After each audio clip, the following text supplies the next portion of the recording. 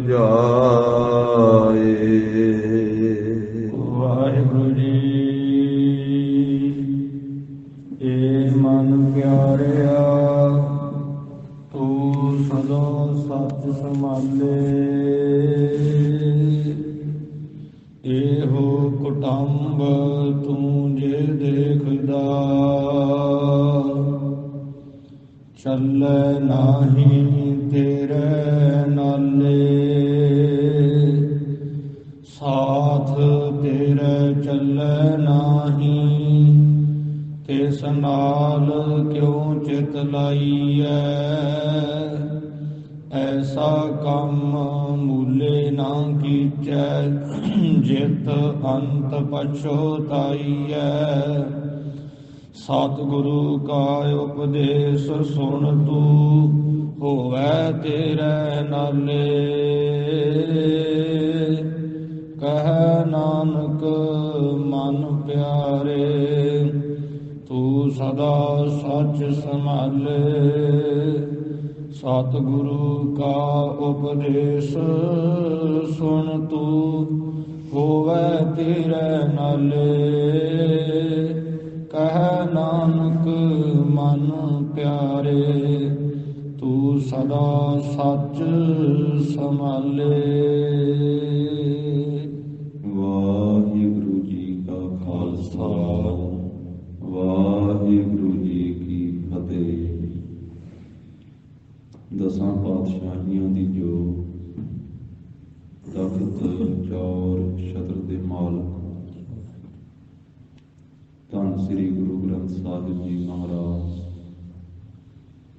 ਸਤਿਗੁਰਾਂ ਦੀ ਅਪਰੰਪਾਰ ਕਿਰਪਾ ਰਹਿਮਤ ਦਾ ਸਦਕਾ ਜਗਤ ਗੁਰੂ ਨਿਰੰਜਨੀ ਜੋਤ ਸਰਵ ਸ੍ਰਿਸ਼ਟੀ ਦੇ ਸਾਂਝੇ ਸਤਿਗੁਰੂ, ਤੂੰ ਸਾਂਝਾ ਸਾਹਿਬ ਬਾਪ ਹਮਾਰਾ, ਨੌਨਿਧ ਤੇਰਾ ਅਖੁੱਟ ਭੰਡਾਰਾ। ਧੰਨ ਧੰਨ ਸ੍ਰੀ ਗੁਰੂ ਨਾਨਕ ਦੇਵ ਸਾਹਿਬ ਜੀ ਮਹਾਰਾਜ, ਸਤਿਗੁਰਾਂ ਦੇ ਪਰਮ ਪਵਿੱਤਰ ਅਸਥਾਨ ਗੁਰਦੁਆਰਾ ਸ੍ਰੀ ਬੇਰ ਸਾਹਿਬ ਜੀ ਵਿਖੇ ਅੰਮ੍ਰਿਤ ਵੇਲੇ ਦੇ ਸਜੇ ਹੋਏ ਸੁੰਦਰ ਦੀਵਾਨ ਦੀ ਹਾਜ਼ਰੀ ਭਰ ਰਹੀ ਗੁਰੂ ਕੀ ਸਾਜੀ ਨਵਾਜੀ ਹੋਈ ਸਾਧ ਸੰਗਤ ਜੀ, ਸਤਿਗੁਰਾਂ ਨੇ ਕਿਰਪਾ ਕੀਤੀ ਹੈ, ਤਰਸ ਕੀਤਾ ਹੈ, ਆਪਣੇ ਚਰਨਾਂ ਦੀ ਹਾਜ਼ਰੀ ਭਰਨ ਦਾ ਸੁਭਾਗ ਬਖਸ਼ਿਆ। ਅੰਮ੍ਰਿਤ ਵੇਲਾ ਸੱਚ ਨਾਉ ਵਡਿਆਈ ਵਿਚਾਰ। ਅੰਮ੍ਰਿਤ ਵੇਲੇ ਦੀ ਦਾਤ ਮਹਾਰਾਜ ਸਾਹਿਬ ਜੀ ਨੇ ਬਖਸ਼ੀ ਹੈ। ਤਰਸ ਪਾਇਆ ਮੇਹ ਰਾਮਤ ਹੋਈ, ਸਤਿਗੁਰ ਸੱਜਣ ਮਿਲਿਆ। ਸਤਿਗੁਰੂ ਜੀ ਨੇ ਤਰਸ ਕੀਤਾ ਹੈ, ਅਮਿਤ ਰਹਿਮਤ ਕੀਤੀ ਹੈ, ਤਾਂ ਸਤਿਗੁਰੂ ਸੱਜਣ ਦਾ ਮਿਲਾਪ ਹੋਇਆ ਹੈ। ਲੜੀਵਾਰ ਰੂਪ ਦੇ ਵਿੱਚ ਸਤਿਗੁਰੂ ਜੀ ਦੇ ਪਾਵਨੇ ਅਸਥਾਨ ਤੇ ਅੰਮ੍ਰਿਤ ਵੇਲੇ ਦੀ ਕਥਾ ਆਨੰਦ ਸਾਹਿਬ ਬਾਣੀ ਦੇ ਅੰਦਰ ਚੱਲ ਰਹੀ ਹੈ। ਜੋ ਸਤਿਗੁਰੂ ਸ੍ਰੀ ਗੁਰੂ ਅਮਰਦਾਸ ਸਾਹਿਬ ਮਹਾਰਾਜ ਜੀ ਦੀ ਉਚਾਰਨ ਕੀਤੀ ਹੋਈ ਇਹ ਪਾਵਨ ਪਵਿੱਤਰ ਆਨੰਦ ਸਾਹਿਬ ਜੀ ਦੀ ਬਾਣੀ ਹੈ, ਜਿਸ ਦੀਆਂ ਸਾਧ ਸੰਗਤ ਜੀ 40 ਪੌੜੀਆਂ ਹਨ, ਜਿਸ ਦੇ ਵਿੱਚੋਂ ਪਿੱਛੇ 10 ਪੌੜੀਆਂ ਦੀ ਵਿਚਾਰ ਸਾਂਝੀ ਹੋਈ ਹੈ। ਜੋ 10ਵੀਂ ਪੌੜੀ ਦੀ ਪਾਵਨ ਪਵਿੱਤਰ ਵਿਚਾਰ ਕੱਲ੍ਹ ਦੇ ਦੀਵਾਨ ਦੇ ਵਿੱਚ ਮਹਾਂਪੁਰਖਾਂ ਨੇ ਸਤਿਕਾਰਯੋਗ ਸ੍ਰੀਮਾਨ ਸੰਤ ਬਾਬਾ ਜਗਜੀਤ ਸਿੰਘ ਜੀ ਹਰਖੋਵਾਲ ਵਾਲੇ ਮਹਾਂਪੁਰਖ ਸਤਿਗੁਰੂ ਨਾਨਕ ਦੇਵ ਸਾਹਿਬ ਮਹਾਰਾਜ ਜੀ ਦੇ ਚਰਨਾਂ ਦੇ ਭੌਰੇ ਗਰੀਬ ਨਵਾਜ ਸਾਹਿਬ ਜੀ ਦੇ ਦਰ ਕਰਦੇ ਸਾਜੇ ਨਵਾਜੇ ਗੁਰਸਿੱਖ ਤਿੰਨਾਂ ਮਹਾਂਪੁਰਖਾਂ ਨੇ ਪਵਿੱਤਰ ਅੰਮ੍ਰਿਤ ਬਾਣੀ ਦੀ ਵਿਚਾਰ ਗੁਰੂ ਦੀਆਂ ਸੰਗਤਾਂ ਨੂੰ ਸਰਵਣ ਕਰਵਾਈ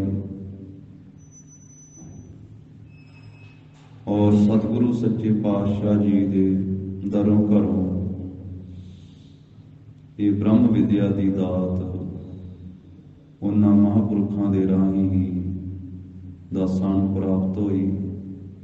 ਗਰੀਬ ਨਵਾਜ ਸੱਚੇ ਪਾਤਸ਼ਾਹ ਜੀ ਜਿਵੇਂ ਕਿਰਪਾ ਕਰ ਰਹੇ ਹਨ, ਅੱਜ ਦੀ ਪਾਵਨ ਪਵਿੱਤਰ 11ਵੀਂ ਪੌੜੀ ਦੇ ਅੰਦਰ ਜੋ ਆਨੰਦ ਸਾਹਿਬ ਜੀ ਦੀ ਇਹ ਮਹਾਨ ਅੰਮ੍ਰਿਤ ਬਾਣੀ ਹੈ, ਸਤਿਗੁਰੂ ਜੀ ਪਰਿਵਾਰ ਦੀ ਹਾਲਤ ਇਸ ਪੌੜੀ ਅੰਦਰ ਕਥਨ ਕਰਦੇ ਹਨ। ਜਿਸ ਪਰਿਵਾਰ ਦੇ ਨਾਲ ਸਾਡਾ ਮੋਹ ਪਿਆ ਹੋਇਆ ਹੈ ਔਰ ਗਰੀਬ ਨਵਾਜ ਸਾਹਿਬ ਜੀ ਇਸ ਪੌੜੀ ਦੇ ਵਿੱਚ ਐਸਾ ਪਵਿੱਤਰ ਉਪਦੇਸ਼ ਬਖਸ਼ਿਸ਼ ਕਰਨਗੇ ਕਿ ਹੇ ਜੀ, ਐਸਾ ਕੰਮ ਕਦੇ ਨਾ ਕਰ ਜਿਸ ਕਰਕੇ ਤੈਨੂੰ ਅੰਤ ਵੇਲੇ ਪਛਤਾਉਣਾ ਪਵੇ। ਮਨ ਨੂੰ ਮਹਾਰਾਜ ਬੜੇ ਪਿਆਰ ਦੇ ਨਾਲ ਉਪਦੇਸ਼ ਬਖਸ਼ਿਸ਼ ਕਰ ਰਹੇ ਹਨ। ਗਰੀਬ ਨਵਾਜ ਸੱਚੇ ਪਾਤਸ਼ਾਹ ਜਿਵੇਂ ਰਹਿਮਤ ਕਰਦੇ ਹਨ, ਸ਼ਰਧਾ ਭਾਵਨਾ ਅਦਬ ਸਤਿਕਾਰ ਸਹਿਤ ਸਰਵਣ ਕਰੀਏ ਜੀ। ਇਹ ਮਨ ਪਿਆਰਿਆ ਤੂੰ ਸਦਾ ਸੱਚ ਸੰਭਾਲੇ। ਇਹ ਮਨ ਪਿਆਰਿਆ, ਧੰਨ ਸ੍ਰੀ ਗੁਰੂ ਅਮਰਦਾਸ ਸਾਹਿਬ ਜੀ ਮਹਾਰਾਜ ਮਨ ਨੂੰ ਸੰਬੋਧਨ ਕਰਕੇ ਸਾਨੂੰ ਸੰਸਾਰੀ ਜੀਵਾਂ ਨੂੰ ਉਪਦੇਸ਼ ਦੇ ਰਹੇ ਹਨ। ਮਨ ਨੂੰ ਪਿਆਰਿਆ ਕਹਿ ਰਹੇ ਹਨ। ਇਹ ਮਨ ਪਿਆਰਿਆ ਕਿ ਹੇ ਮੇਰੇ ਪਿਆਰਿਆ ਮਨਾ, ਤੂੰ ਸਦਾ ਸੱਚ ਸੰਭਾਲੇ। ਤੂੰ ਸਦਾ ਵਾਸਤੇ ਸੱਚ ਨੂੰ ਸੰਭਾਲਣਾ ਕਰ। ਇਹ ਪਿਆਰੇ ਮਨਾ, ਤੂੰ ਹਮੇਸ਼ਾ ਵਾਸਤੇ ਸੱਚ ਨੂੰ ਸੰਭਾਲ। ਸੰਭਾਲ ਤੋਂ ਭਾਵ ਹੈ, ਸੰਭਾਲੇ ਤੋਂ ਭਾਵ ਹੈ ਕਿ ਯਾਦ ਕਰ, ਚੇਤੇ ਕਰ ਕਿ ਇਹ ਪਿਆਰੇ ਮਨਾ, ਤੂੰ ਸਦਾ ਵਾਸਤੇ ਸੱਚ ਨੂੰ ਯਾਦ ਕਰਿਆ ਕਰ। ਸੱਚ ਨੂੰ ਆਪਣੇ ਅੰਦਰ ਸੰਭਾਲਿਆ ਕਰ, ਸੱਚ ਦੇ ਨਾਲ ਜੁੜਿਆ ਕਰ, ਸੱਚ ਨੂੰ ਚੇਤੇ ਕਰਿਆ ਕਰ। ਤੇ ਸੱਚ ਕੀ ਹੈ? ਅਕਾਲ ਪੁਰਖ ਵਾਹਿਗੁਰੂ। ਸੱਚ ਤਾਂ ਇੱਕ ਪ੍ਰਭੂ ਹੀ ਹੈ। ਆਦਿ ਸੱਚ, ਜੁਗਾਦ ਸੱਚ, ਹੈ ਵੀ ਸੱਚ, ਨਾਨਕ ਹੋਸੀ ਵੀ ਸੱਚ। ਜੋ ਸ੍ਰਿਸ਼ਟੀ ਦੀ ਰਚਨਾ ਤੋਂ ਪਹਿਲਾਂ ਵੀ ਸੱਚ ਹੈ, ਸ੍ਰਿਸ਼ਟੀ ਦੀ ਰਚਨਾ ਵਿੱਚ ਵੀ ਸੱਚ ਹੈ, ਯੁੱਗਾਂ ਦੀ ਰਚਨਾ ਕੀਤੀ ਇਹਦੇ ਵਿੱਚ ਵੀ ਉਹ ਸੱਚ ਹੈ। ਹੁਣ ਵਰਤਮਾਨ ਕਾਲ ਵਿੱਚ ਵੀ ਜੋ ਸੱਚ ਹੈ ਤੇ ਸ੍ਰਿਸ਼ਟੀ ਦੀ ਸਮਾਪਤੀ ਕਰ ਦੇਵੇਗਾ ਫਿਰ ਵੀ ਉਹਨੇ ਸੱਚਾ ਹੋਣਾ ਹੈ, ਆਪ ਸਦਾ ਸਲਾਮਤ ਹੋਣਾ ਹੈ। ਸੱਚ ਤੋਂ ਭਾਵ ਹੈ ਕਿ ਜੋ ਸਦਾ ਰਹਿਣ ਵਾਲਾ ਤ੍ਰਈ ਕਾਲ ਆਬਾਦ ਰੂਪ ਹੈ, ਜੋ ਤਿੰਨਾਂ ਕਾਲਾਂ ਵਿੱਚ ਜਿਸ ਦਾ ਨਾਸ ਨਹੀਂ ਹੁੰਦਾ ਉਹ ਸੱਚ ਹੈ। ਬਾਕੀ ਤਿੰਨਾਂ ਕਾਲਾਂ ਵਿੱਚ ਕੋਈ ਵੀ ਹੋਰ ਰਹਿਣ ਵਾਲਾ ਨਹੀਂ ਹੈ। ਜੇ ਕੋਈ ਹੁਣ ਹੈ, ਸਰੀਰ ਇਸ ਵੇਲੇ ਸਲਾਮਤ ਹੈ ਤਾਂ ਪਹਿਲੇ ਸਮੇਂ ਵਿੱਚ ਨਹੀਂ ਸੀ, ਆਉਣ ਵਾਲੇ ਸਮੇਂ ਵਿੱਚ ਨਹੀਂ ਹੋਣਾ ਹੈ। ਪਰ ਪਰਮੇਸ਼ਵਰ ਵਾਹਿਗੁਰੂ ਜੀ ਦੇ ਉੱਤੇ ਇਹਨਾਂ ਤਿੰਨਾਂ ਸਮਿਆਂ ਦਾ ਕੋਈ ਅਸਰ ਨਹੀਂ ਹੈ, ਕੋਈ ਪ੍ਰਭਾਵ ਨਹੀਂ ਹੈ। ਬੀਤ ਚੁੱਕੇ ਸਮੇਂ ਦਾ, ਚੱਲ ਰਹੇ ਸਮੇਂ ਦਾ, ਆਉਣ ਵਾਲੇ ਸਮੇਂ ਦਾ, ਬਾਕੀ ਸਾਰੇ ਆਕਾਰ ਦੇ ਉੱਤੇ ਸਮੇਂ ਦਾ ਪ੍ਰਭਾਵ ਹੈ। ਸਾਰਾ ਹੀ ਆਕਾਰ ਜਿਹੜਾ ਉਹ ਸਮੇਂ ਦੇ ਨਾਲ ਪੈਦਾ ਹੁੰਦਾ ਹੈ, ਸਮੇਂ ਨਾਲ ਰਹਿੰਦਾ ਹੈ ਤੇ ਸਮੇਂ ਨਾਲ ਖਤਮ ਹੋ ਜਾਂਦਾ ਹੈ। ਇਸੇ ਕਰਕੇ ਹਰੇਕ ਮਨੁੱਖ ਦੀ ਜਨਮ ਤਰੀਕ ਵੀ ਹੈ ਤੇ ਮਰਨ ਤਰੀਕ ਵੀ ਹੈ। ਜਨਮ ਦੇ ਸਰਟੀਫਿਕੇਟ ਬਣਦੇ ਹਨ, ਜਨਮ ਤਰੀਕ ਲਿਖੀ ਜਾਂਦੀ ਹੈ ਹਰੇਕ ਵਿਅਕਤੀ ਦੀ। ਤੇ ਜਿਵੇਂ ਜਿਵੇਂ ਸਰੀਰ ਆਰਬਲਾ ਵੱਡੀ ਹੁੰਦੀ ਹੈ ਤੇ ਉਸ ਤਰੀਕੇ ਦੇ ਨਾਲ ਵੀ ਉਹ ਸਮਾਂ ਗਿਣਤੀ ਮਿਣਤੀ ਦੇ ਵਿੱਚ ਹੈ। ਜਿਸ ਵੇਲੇ ਸਾਹ ਪੂਰੇ ਹੋ ਜਾਂਦੇ ਹਨ ਤੇ ਜਿਸ ਵੇਲੇ ਸਰੀਰ ਛੱਡਦਾ ਹੈ ਉਹ ਤਰੀਕ ਵੀ ਲਿਖੀ ਜਾਂਦੀ ਹੈ। ਅੱਜ ਕੱਲ੍ਹ ਤੇ ਤਸਵੀਰਾਂ ਉੱਤੇ ਲਿਖ ਦਿੰਦੇ ਹਨ ਕਿਹੜੇ ਦਿਨ, ਕਿਹੜੇ ਵਾਰ, ਕਿਹੜੇ ਸੰਨ ਦੇ ਵਿੱਚ ਸਰੀਰ ਤਿਆਗਿਆ। ਸਮੇਂ ਦਾ ਪ੍ਰਭਾਵ ਹੈ ਹਰੇਕ ਸਰੀਰ ਦੇ ਉੱਤੇ। ਸਮੇਂ ਦੇ ਨਾਲ ਜੀਵ ਪੈਦਾ ਹੁੰਦਾ ਹੈ, ਸਮੇਂ ਦੇ ਨਾਲ ਰਹਿੰਦਾ ਹੈ, ਸਮੇਂ ਨਾਲ ਬਚਪਨ ਹੈ, ਸਮੇਂ ਨਾਲ ਜਵਾਨੀ ਹੈ, ਸਮੇਂ ਨਾਲ ਬਿਰਧ ਅਵਸਥਾ ਹੈ, ਜਨਮ ਹੈ, ਮਰਨ ਹੈ। ਸਭ ਕੁਝ ਸਮੇਂ ਦੇ ਵਿੱਚ ਹੀ ਹੈ ਨਾ, ਸਭ ਕੁਝ ਕਾਲ ਦੇ ਅੰਤਰਗਤ ਹੀ ਹੈ ਨਾ। ਪਰ ਇਸ ਸਮੇਂ ਦਾ, ਇਸ ਕਾਲ ਦਾ ਉਸ ਵਾਹਿਗੁਰੂ ਜੀ ਦੇ ਉੱਤੇ, ਸੱਚ ਦੇ ਉੱਤੇ ਕੋਈ ਪ੍ਰਭਾਵ ਨਹੀਂ ਹੈ। ਉਸ ਸੱਚ ਨੇ ਇਸ ਸਮੇਂ ਨੂੰ ਬਣਾਇਆ ਹੈ, ਇਸ ਕਰਕੇ ਇਹ ਸਮੇਂ ਤੋਂ ਉੱਪਰ ਹੈ ਉਹ। ਤਾਂ ਆਖਿਆ ਹੈ, ਇਹ ਮਨ ਪਿਆਰਿਆ ਤੂੰ ਸਦਾ ਸੱਚ ਸੰਭਾਲੇ। ਕਿ ਪਿਆਰੇ ਮਨਾ ਤੂੰ ਉਸ ਵਕਤ ਦੇ ਨਾਲ ਸਦਾ ਵਾਸਤੇ ਜੁੜ ਜੋ ਸੱਚ ਹੈ, ਜੋ ਸਦੀਵੀ ਹੈ, ਜਿਸ ਨੂੰ ਮਹਾਰਾਜ ਨੇ ਜਪਜੀ ਸਾਹਿਬ ਦੀ ਬਾਣੀ ਚ ਆਖਿਆ, ਤੂੰ ਸਦਾ ਸਲਾਮਤ ਨਿਰੰਕਾਰ। ਇਹ ਜਿਹੜਾ ਸਦਾ ਹੈ ਨਾ ਪਦ, ਇਸ ਸਦਾ ਦੀ ਕਦੇ ਕੋਈ ਗਿਣਤੀ ਮਿਣਤੀ ਨਹੀਂ ਕਰ ਸਕਦਾ ਕਿ ਸਦਾ ਕਦੋਂ ਕਦਾ ਹੈ। ਕਿੰਨੇ ਸਾਲ, ਕਿੰਨੀਆਂ ਸਦੀਆਂ, ਕਿੰਨੇ ਯੁੱਗ, ਕਦੋਂ ਕਦਾ ਹੈ ਸਦਾ। ਬਾਕੀ ਤੇ ਹਰ ਇੱਕ ਸਮੇਂ ਦੀ ਗਿਣਤੀ ਹੁੰਦੀ ਹੈ ਨਾ। ਸਮੇਂ ਨੂੰ ਮਾਪਿਆ ਜਾਂਦਾ ਹੈ, ਗਿਣਿਆ ਮਿਣਿਆ ਜਾਂਦਾ ਹੈ। ਸਮੇਂ ਦੀ ਵੰਡ ਕੀਤੀ ਹੋਈ ਹੈ ਮਿੰਟਾਂ ਸਕਿੰਟਾਂ ਦੇ ਨਾਲ, ਪਹਿਰਾਂ ਦੇ ਨਾਲ, ਘੜੀਆਂ ਦੇ ਨਾਲ,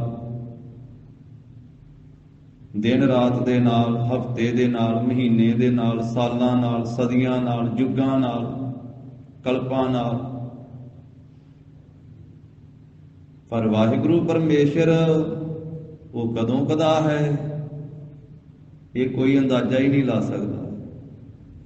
ਤਾਂ ਉਸ ਨੂੰ ਆਖਿਆ ਤੂੰ ਸਦਾ ਸਲਾਮਤ ਨਿਰੰਕਾਰ। ਉਹ ਸਦਾ ਵਾਸਤੇ ਸਲਾਮਤ, ਇਸ ਕਰਕੇ ਉਹ ਸੱਚ ਹੈ।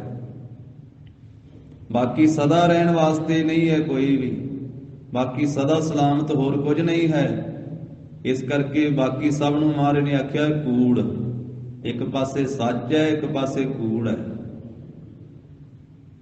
ਕੂੜ ਤੋਂ ਭਾਵ ਹੈ ਝੂਠ ਹੈ, ਨਾਸਵਾਨ ਹੈ। ਸਤਿਗੁਰਾਂ ਨੇ ਗੁਰਬਾਣੀ ਅੰਦਰ ਕੂੜ ਅੱਖਰ ਵੀ ਵਰਤਿਆ, ਕੂੜ ਪਦ ਵੀ ਗਿਆ, ਤੇ ਮਿਥਿਆ ਵੀ ਆਖਿਆ, ਤੇ ਝੂਠ ਵੀ ਆਖਿਆ। ਇਹ ਸੰਸਾਰ ਨਾਸਵਾਨ ਹੈ, ਸਾਰਾ ਆਕਾਰ ਨਾਸਵਾਨ ਹੈ, ਦ੍ਰਿਸ਼ਟਮਾਨ ਹੈ, ਸਗਲ ਮਿਥੇਨਾ। ਰਹਿਣ ਨਾ ਪਾਵੈ ਸੁਰ ਨਰ ਦੇਵਾ, ਊਠ ਸਿਧਾਰੇ ਕਰ ਮਨ ਜਨ ਸੇਵਾ। ਸਮੇਂ ਸਮੇਂ ਦੇ ਨਾਲ ਸੁਰ ਨਰ ਦੇਵਾ ਵੀ ਚਲੇ ਜਾਂਦੇ, ਰਿਸ਼ੀ ਮੁਨੀ, ਅਵਤਾਰ, ਪੀਰ, ਪੈਗੰਬਰ ਵੀ ਸਮੇਂ ਦੇ ਨਾਲ ਸਰੀਰ ਤਿਆਗ ਜਾਂਦੇ। ਰਹਿਣ ਨਾ ਪਾਵੈ ਸੁਰ ਨਰ ਦੇਵਾ, ਊਠ ਸਿਧਾਰੇ ਕਰ ਮਨ ਜਨ ਸੇਵਾ। ਜੀਵਤ ਵੇਖੇ ਜਿਨੀ ਹਰ ਹਰ ਧਿਆਇਆ, ਸਾਧ ਸੰਗ ਤਿਨੀ ਦਰਸ਼ਨ ਪਾਇਆ। ਬਾਕੀ ਮਾਰੇ ਕਹਿੰਦੇ ਸੰਸਾਰ ਦੀ ਹਾਲਤ ਜੋ ਹੈ, ਬਾਦਸ਼ਾਹ ਸਾਹ ਵਾਪਾਰੀ ਮਰਨਾ। ਭਾਵੇਂ ਕੋਈ ਬਾਦਸ਼ਾਹ ਹੈ, ਭਾਵੇਂ ਕੋਈ ਸ਼ਾਹੂਕਾਰ ਹੈ, ਭਾਵੇਂ ਕੋਈ ਵਪਾਰੀ ਹੈ, ਪਰ ਸਭ ਦੇ ਸਿਰ ਉੱਤੇ ਮਰਨਾ ਜ਼ਰੂਰ ਹੈ। ਮੌਤ ਹਰ ਇੱਕ ਦੇ ਸਿਰ ਉੱਤੇ ਹੈ। ਕੋਈ ਸੱਚ ਨਹੀਂ ਹੈ ਸਦੀਵੀ, ਕੋਈ ਸਦਾ ਸਲਾਮਤ ਨਹੀਂ ਹੈ। ਬਾਦਸ਼ਾਹ ਸਾਹ ਵਾਪਾਰੀ ਮਰਨਾ, ਜੋ ਦੀਸੈ ਸੋ ਕਲ ਹੈ ਖਰਨਾ। ਕੂੜਾ ਮੋਹ ਲਪਟ ਲਪਟਾਨਾ, ਛੋੜ ਚੱਲਿਆ ਤਾਂ ਫਿਰ ਪਛਤਾਨਾ। ਕਿਰਪਾ ਨਿਧਾਨ ਨਾਨਕ ਕਉ ਕਰਹੁ ਦਾਤ, ਨਾਮ ਤੇਰਾ ਜਪੀ ਦਿਨ ਰਾਤ। ਮਹਾਰਾਜ ਕਹਿੰਦੇ ਮੰਗ ਮੰਗੀਏ, ਇਸ ਮਨ ਨੂੰ ਸਮਝਾਈਏ, ਇਹ ਮਨ ਪਿਆਰਿਆ ਤੂੰ ਸਦਾ ਸੱਚ ਸੰਭਾਲੇ। ਇਸ ਪਹਿਲੀ ਪੰਕਤੀ ਦੇ ਵਿੱਚ ਜਿਹੜਾ ਤੂ ਪਦ ਆਇਆ ਹੈ ਨਾ ਸਾਧ ਸੰਗਤ ਜੀ, ਤੱਤੇ ਨੂੰ ਦਲੈਂਕੜੇ ਲੱਗੇ ਹੋਏ ਆ, ਉੱਤੇ ਟਿੱਪੀ ਨਹੀਂ ਹੈ, ਔਰ ਇਹ ਨਿਯਮ ਸਮਝਣ ਵਾਲਾ ਹੈ। ਜਿਸ ਵੇਲੇ ਗੁਰੂ ਕੇ ਸਿੱਖ ਮਹਾਂਪੁਰਖ ਸੰਥਿਆ ਕਰਵਾਉਂਦੇ ਹਨ, ਉਸ ਵੇਲੇ ਇਹ ਨੁਕਤੇ ਦੱਸਦੇ ਹਨ ਕਿ ਭਾਈ ਜਿੱਥੇ ਟਿੱਪੀ ਨਾ ਲੱਗੀ ਹੋਵੇ ਉੱਥੇ ਟਿੱਪੀ ਤੋਂ ਬਿਨਾਂ ਉਹਦਾ ਉਚਾਰਨ ਕਰਨਾ, ਜਿੱਥੇ ਟਿੱਪੀ ਲੱਗੀ ਹੋਵੇ ਉੱਥੇ ਟਿੱਪੀ ਦੇ ਸਹਿਤ ਉਚਾਰਨ ਕਰਨਾ, ਜਿੱਥੇ ਟਿੱਪੀ ਹੋਵੇ ਉੱਥੇ ਤੂੰ, ਜਿੱਥੇ ਟਿੱਪੀ ਨਾ ਹੋਵੇ ਉੱਥੇ ਤੂੰ। ਔਰ ਇਹ ਹਜ਼ਾਰਾਂ ਵਾਰੀ ਇਹ ਪਾਠ ਆਉਂਦਾ ਹੈ ਗੁਰੂ ਗ੍ਰੰਥ ਸਾਹਿਬ ਜੀ ਦੀ ਬਾਣੀ ਅੰਦਰ, ਟਿੱਪੀ ਤੋਂ ਬਿਨਾਂ ਵੀ ਤੇ ਟਿੱਪੀ ਦੇ ਨਾਲ ਵੀ। ਫਿਰ ਅੱਗੇ ਆਇਆ ਹੈ ਇਸੇ ਪੰਕਤੀ ਵਿੱਚ ਸਮਾਲੇ। ਇਹ ਵੀ ਦੋਹਾਂ ਤਿੰਨਾਂ ਰੂਪਾਂ ਵਿੱਚ ਪਾਠ ਆਉਂਦਾ ਹੈ ਗੁਰੂ ਕੀ ਬਾਣੀ ਅੰਦਰ। ਇੱਥੇ ਆਇਆ ਸੱਸਾ ਮੰਮੇ ਨੂੰ ਕੰਨਾ ਲੱਲੇ ਨੂੰ ਲਾਂ, ਸਮਾਲੇ। ਇਹਦਾ ਉਚਾਰਨ ਪੋਲਾ ਹੈ, ਸਮਾਲੇ। ਤੇ ਜਿੱਥੇ ਸੱਸੇ ਨੂੰ ਟਿੱਪੀ ਹੋਵੇ ਤੇ ਮੰਮੇ ਦੇ ਚਰਨਾਂ ਵਿੱਚ ਜਾਂ ਲੱਲੇ ਦੇ ਚਰਨਾਂ ਵਿੱਚ ਇੱਕ ਛੋਟੀ ਜਿਹੀ ਲਕੀਰ ਹੁੰਦੀ ਹੈ, ਜਿਹਨੂੰ ਸੰਪਰਦਾਈ ਬੋਲੀ ਵਿੱਚ, ਟਕਸਾਲੀ ਬੋਲੀ ਵਿੱਚ ਹਲੰਤ ਕਿਹਾ ਜਾਂਦਾ, ਉਹਨੂੰ ਹਲੰਤ ਕਹਿੰਦੇ ਹਨ। ਭਾਵ ਅੱਖਰ ਨੂੰ, ਸ਼ਬਦ ਨੂੰ ਭਾਰਾ ਕਰਨ ਵਾਸਤੇ। ਉੱਥੇ ਫਿਰ ਉਹਨੂੰ ਸੰਭਾਲੇ ਬੋਲੀਦਾ ਹੈ। ਤਾਂ ਜਿੱਥੇ ਨਾ ਹੋਵੇ ਉੱਥੇ ਪੋਲਾ ਹੀ ਬੋਲੀਦਾ, ਸਮਾਲੇ। ਇਹ ਮਨ ਪਿਆਰਿਆ ਤੂੰ ਸਦਾ ਸੱਚ ਸੰਭਾਲੇ। ਇਹ ਪਿਆਰੇ ਮੇਰੇ ਮਨਾ, ਪਿਆਰ ਨਾਲ ਇਸ ਮਨ ਨੂੰ ਮਾਰੇ ਕਹਿੰਦੇ ਸਮਝਾਈਏ ਨੂੰ ਕਹੀਏ ਵੀ ਪਿਆਰਿਆ ਮਨਾ ਤੂੰ ਸਦਾ ਵਾਸਤੇ, ਹਮੇਸ਼ਾ ਵਾਸਤੇ ਸੱਚ ਨੂੰ ਸੰਭਾਲਿਆ ਕਰ, ਸੱਚ ਨੂੰ ਯਾਦ ਕਰਿਆ ਕਰ। ਸੱਚ ਹੈ ਅਕਾਲ ਪੁਰਖ। ਵੀ ਬਾਕੀ ਸਾਰਾ ਕੁਝ ਮਹਾਰਾਜ ਕਹਿੰਦੇ ਕਾਲ ਦੇ ਅੰਤਰਗਤ ਹੈ, ਸਮੇਂ ਦੇ ਅਧੀਨ ਹੈ, ਮੌਤ ਦੇ ਅਧੀਨ ਹੈ। ਇੱਕੋ ਇੱਕ ਵਾਹਿਗੁਰੂ ਪਰਮੇਸ਼ਰ ਹੈ ਜਿਸ ਦੇ ਉੱਤੇ ਮੌਤ ਦਾ ਕੋਈ ਪ੍ਰਭਾਵ ਨਹੀਂ ਹੈ। ਉਸ ਅਕਾਲ ਪੁਰਖ ਵਾਹਿਗੁਰੂ ਜੀ ਦਾ ਹੀ ਨਿਰਗੁਣ ਸਰੂਪ ਦਾ ਹੀ ਸਰਗੁਣ ਜਾਮਾ ਹੈ ਸਤਿਗੁਰੂ ਜੀ। ਸਤਿਗੁਰੂ ਜੀ ਦੇ ਉੱਤੇ ਵੀ ਸਮੇਂ ਦਾ ਕੋਈ ਪ੍ਰਭਾਵ ਨਹੀਂ। ਔਰ ਜਿਹੜੇ ਜੀਵ ਉਸ ਸੱਚ ਨੂੰ ਸੰਭਾਲਦੇ ਹਨ, ਸੱਚ ਨਾਲ ਜੁੜਦੇ ਹਨ, ਉਹ ਵੀ ਸਮੇਂ ਤੋਂ ਪਰੇ ਹੋ ਜਾਂਦੇ ਹਨ, ਕਾਲ ਤੋਂ ਪਰੇ ਹੋ ਜਾਂਦੇ ਹਨ, ਮੌਤ ਤੋਂ ਪਰੇ ਹੋ ਜਾਂਦੇ ਹਨ। ਉਹਨਾਂ ਵਾਸਤੇ ਵੀ ਆਖਿਆ ਨਾਮ ਰਹਿਓ ਸਾਧੂ ਰਹਿਓ, ਰਹਿਓ ਗੁਰ ਗੋਬਿੰਦ, ਕਹੋ ਨਾਨਕ ਇਹ ਜਗਤ ਮੈਂ ਕਿਨ ਜਪਿਓ ਗੁਰ ਮੰਤ। ਜਿਸ ਕਿਸੇ ਨੇ ਗੁਰੂ ਦਾ ਮੰਤਰ ਜਪਿਆ ਹੈ ਉਹ ਵੀ ਉਸ ਸੱਚ ਨਾਲ ਜੁੜ ਕਰਕੇ ਸੱਚ ਵਾਲਾ ਬਣ ਜਾਂਦਾ ਹੈ। ਜਿਨ੍ਹਾਂ ਨੂੰ ਮਹਾਰਾਜ ਨੇ ਆਖਿਆ ਹਰ ਕੇ ਸੇਵਕ ਜੋ ਹਰ ਭਾਏ, ਤਿਨ ਕੀ ਕਥਾ ਨਿਰਾਰੀ ਰੇ। ਉਹ ਸੱਚ ਨਾਲ ਜੁੜ ਕੇ ਉਹਨਾਂ ਦੀ ਕਥਾ ਨਿਰਾਰੀ ਹੋ ਜਾਂਦੀ ਹੈ। ਆਵਹਿ ਨਾ ਜਾਹੇ ਨਾ ਕਬਹੂ ਮਰਤੇ, ਪਾਰ ਬ੍ਰਹਮ ਸੰਗਾਰੀ ਰੇ। ਨਾ ਉਹ ਆਉਂਦੇ ਨਾ ਜਾਂਦੇ ਨਾ ਕਦੇ ਮਰਦੇ, ਕਿਉਂਕਿ ਉਹ ਸੱਚ ਨਾਲ ਉਹਨਾਂ ਦਾ ਸੰਗ ਹੋ ਗਿਆ। ਪਾਰ ਬ੍ਰਹਮ ਸੰਗਾਰੀ ਰੇ। ਪਾਰ ਬ੍ਰਹਮ ਪਰਮੇਸ਼ਰ ਦੇ ਸੰਗੀ ਸਾਥੀ ਉਹ ਬਣ ਗਏ। ਉਹ ਵਾਹਿਗੁਰੂ ਜੀ ਨੂੰ ਅੰਮ੍ਰਿਤ ਬਾਣੀ ਚ ਮਹਾਰਾਜ ਨੇ ਆਖਿਆ ਅਕਾਲ ਮੂਰਤ, ਜਾਂ ਆਖਿਆ ਅਕਾਲ ਪੁਰਖ। ਉਹ ਐਸਾ ਪੁਰਖ ਹੈ ਜਿਸ ਉੱਤੇ ਕਾਲ ਦਾ ਕੋਈ ਪ੍ਰਭਾਵ ਨਹੀਂ ਹੈ, ਮੌਤ ਦਾ ਕੋਈ ਪ੍ਰਭਾਵ ਨਹੀਂ ਹੈ, ਸਮੇਂ ਦਾ ਕੋਈ ਪ੍ਰਭਾਵ ਨਹੀਂ। ਇਸ ਕਰਕੇ ਉਹਨੂੰ ਆਖਿਆ ਅਕਾਲ ਮੂਰਤ। ਬਾਕੀ ਸਾਰੀਆਂ ਮੂਰਤਾਂ ਜਿਹੜੀਆਂ ਹਨ, ਸਾਰੇ ਸਰੂਪ, ਸਾਰੇ ਆਕਾਰ, ਉਹ ਕਾਲ ਦੇ ਅਧੀਨ ਹੈ, ਸਮੇਂ ਦੇ, ਮੌਤ ਦੇ ਅਧੀਨ ਹੈ। ਪਰ ਵਾਹਿਗੁਰੂ ਜੀ ਦਾ ਸਰੂਪ ਅਕਾਲ ਮੂਰਤ ਹੈ, ਜਿਸ ਉੱਤੇ ਸਮੇਂ ਦਾ, ਮੌਤ ਦਾ ਕੋਈ ਪ੍ਰਭਾਵ ਨਹੀਂ। ਮਹਾਕਾਲ ਵੀ ਆਖਿਆ ਹੈ ਗੁਰਬਾਣੀ ਦੇ ਅੰਦਰ ਪਰਮੇਸ਼ਰ ਨੂੰ।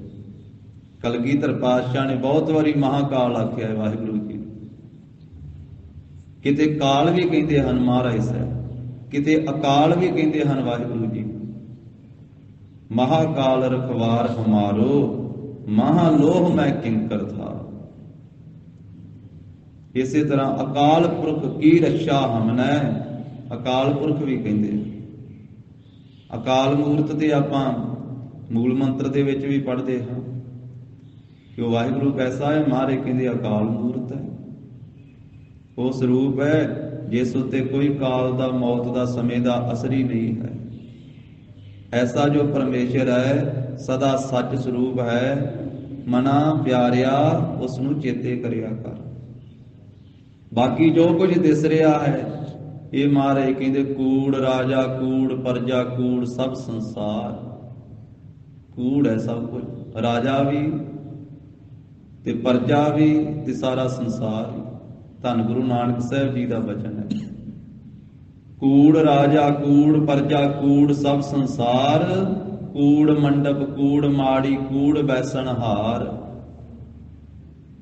ਕੂੜ ਸੋਇਨਾ, ਕੂੜ ਰੂਪਾ, ਕੂੜ ਪਹਿਨਣ ਹਾਰ, ਕੂੜ ਕਾਇਆ, ਕੂੜ ਕੱਪੜ, ਕੂੜ ਰੂਪ ਅਪਾਰ, ਕੂੜ ਮੀਆਂ, ਕੂੜ ਬੀਬੀ, ਖੱਬ ਹੋਏ ਖਾਰ, ਕੂੜ ਕੂੜਾ ਨੇਹੋ ਲੱਗਾ ਵਿਸਰਿਆ ਕਰਤਾਰ, ਕਿਸ ਨਾਲ ਕੀਚੈ ਦੋਸਤੀ ਸਭ ਜਗ ਚੱਲਣ ਹਾਰ। ਕੂੜ ਹੈ ਨਾ, ਨਾਸਵਾਨ। ਇਸ ਕਰਕੇ ਮਹਾਰਾਜ ਕਹਿੰਦੇ ਦੋਸਤੀ ਕਿਹਦੇ ਨਾਲ ਕਰੀਏ? ਤਾਂ ਵਾਰੀ ਵਾਰੀ ਸਾਰਾ ਸੰਸਾਰ ਹੀ ਤੁਰਿਆ ਜਾ ਰਿਹਾ।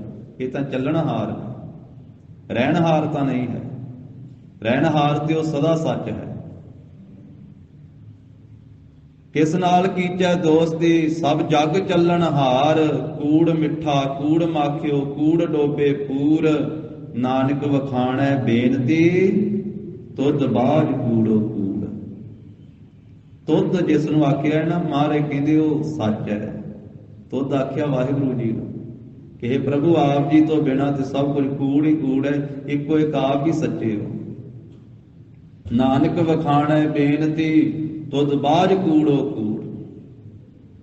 ਜੋ ਐਸਾ ਸੱਚ ਹੈ, ਪਰਮੇਸ਼ਰ ਹੈ, ਸਦਾ ਰਹਿਣ ਵਾਲਾ ਹੈ, ਸਦਾ ਹੋਂਦ ਵਾਲਾ ਹੈ, ਮਨਾ ਉਸ ਸੱਚ ਨੂੰ ਚੇਤੇ ਕਰਿਆ ਕਰ। ਉਸ ਸੱਚ ਦੇ ਨਾਲ ਜੋੜ। ਇਹੋ ਕੁਟੰਬ ਤੂੰ ਜੇ ਦੇਖਦਾ।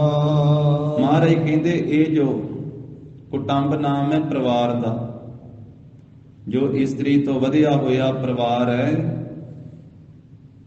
ਇਸ ਕੁਟੰਬ ਨੂੰ, ਇਸ ਪਰਿਵਾਰ ਨੂੰ ਤੂੰ ਜੋ ਵੇਖ ਰਿਹਾ ਹੈ, ਜਿਹੜਾ ਇਹ ਕੁਟੰਬ ਹੈ, ਜਿਹੜਾ ਇਹ ਪਰਿਵਾਰ ਹੈ ਜਿਸ ਵਿੱਚ ਤੂੰ ਰਹਿੰਦਾ ਹੈ, ਜਿਸ ਨੂੰ ਤੂੰ ਵੇਖਦਾ ਹੈ ਤੇ ਜਿਸ ਨੂੰ ਤੂੰ ਇਹ ਗੱਲ ਸਮਝਦਾ ਵੀ ਇਹ ਮੇਰਾ ਪਰਿਵਾਰ ਹੈ, ਇਹ ਮੇਰੇ ਮਾਤਾ ਪਿਤਾ ਹਨ, ਮੇਰੇ ਦਾਦਾ ਦਾਦੀ ਹਨ, ਇਹ ਮੇਰੇ ਭੈਣ ਭਰਾ, ਮੇਰੇ ਧੀਆਂ ਪੁੱਤਰ।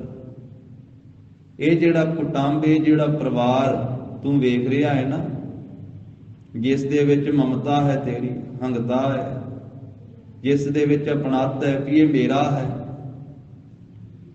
ਸਤਿਗੁਰਾਂ ਨੇ ਆਖਿਆ ਵੀ ਇਹ ਜਿੰਨਾ ਵੀ ਪਰਿਵਾਰ ਹੈ ਪੂਰਬਲੇ ਸੰਜੋਗਾਂ ਕਰਕੇ ਤੈਨੂੰ ਮਿਲਿਆ। ਇਹ ਨਹੀਂ ਵੀ ਐਤਕੀ ਹੀ ਤੇਰਾ ਇਹਨਾਂ ਨਾਲ ਮਿਲਾਪ ਹੋਇਆ। ਗਰੀਬ ਨਵਾਜ ਨੇ ਅੰਮ੍ਰਿਤ ਬਾਣੀ 'ਚ ਆਖਿਆ ਪੂਰਬਲਾ ਵੀ ਸੰਜੋਗ ਸੀ ਇਹਨਾਂ ਦੇ ਨਾਲ,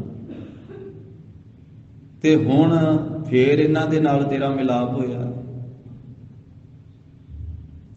ਪੂਰਬ ਜਨਮ ਕੇ ਮਿਲੇ ਸੰਜੋਗੀ।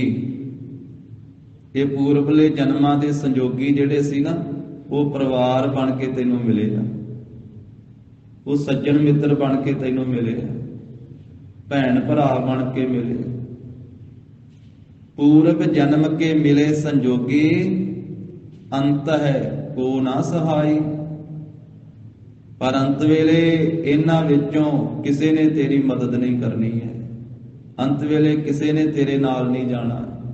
ਇਹ ਜਿਹੜਾ ਕੁਟੰਬ ਪਰਿਵਾਰ ਤੂੰ ਵੇਖ ਰਿਹਾ ਹੈ, ਚੱਲੇ ਨਾਹੀ ਤੇਰੇ ਨਾਲੇ।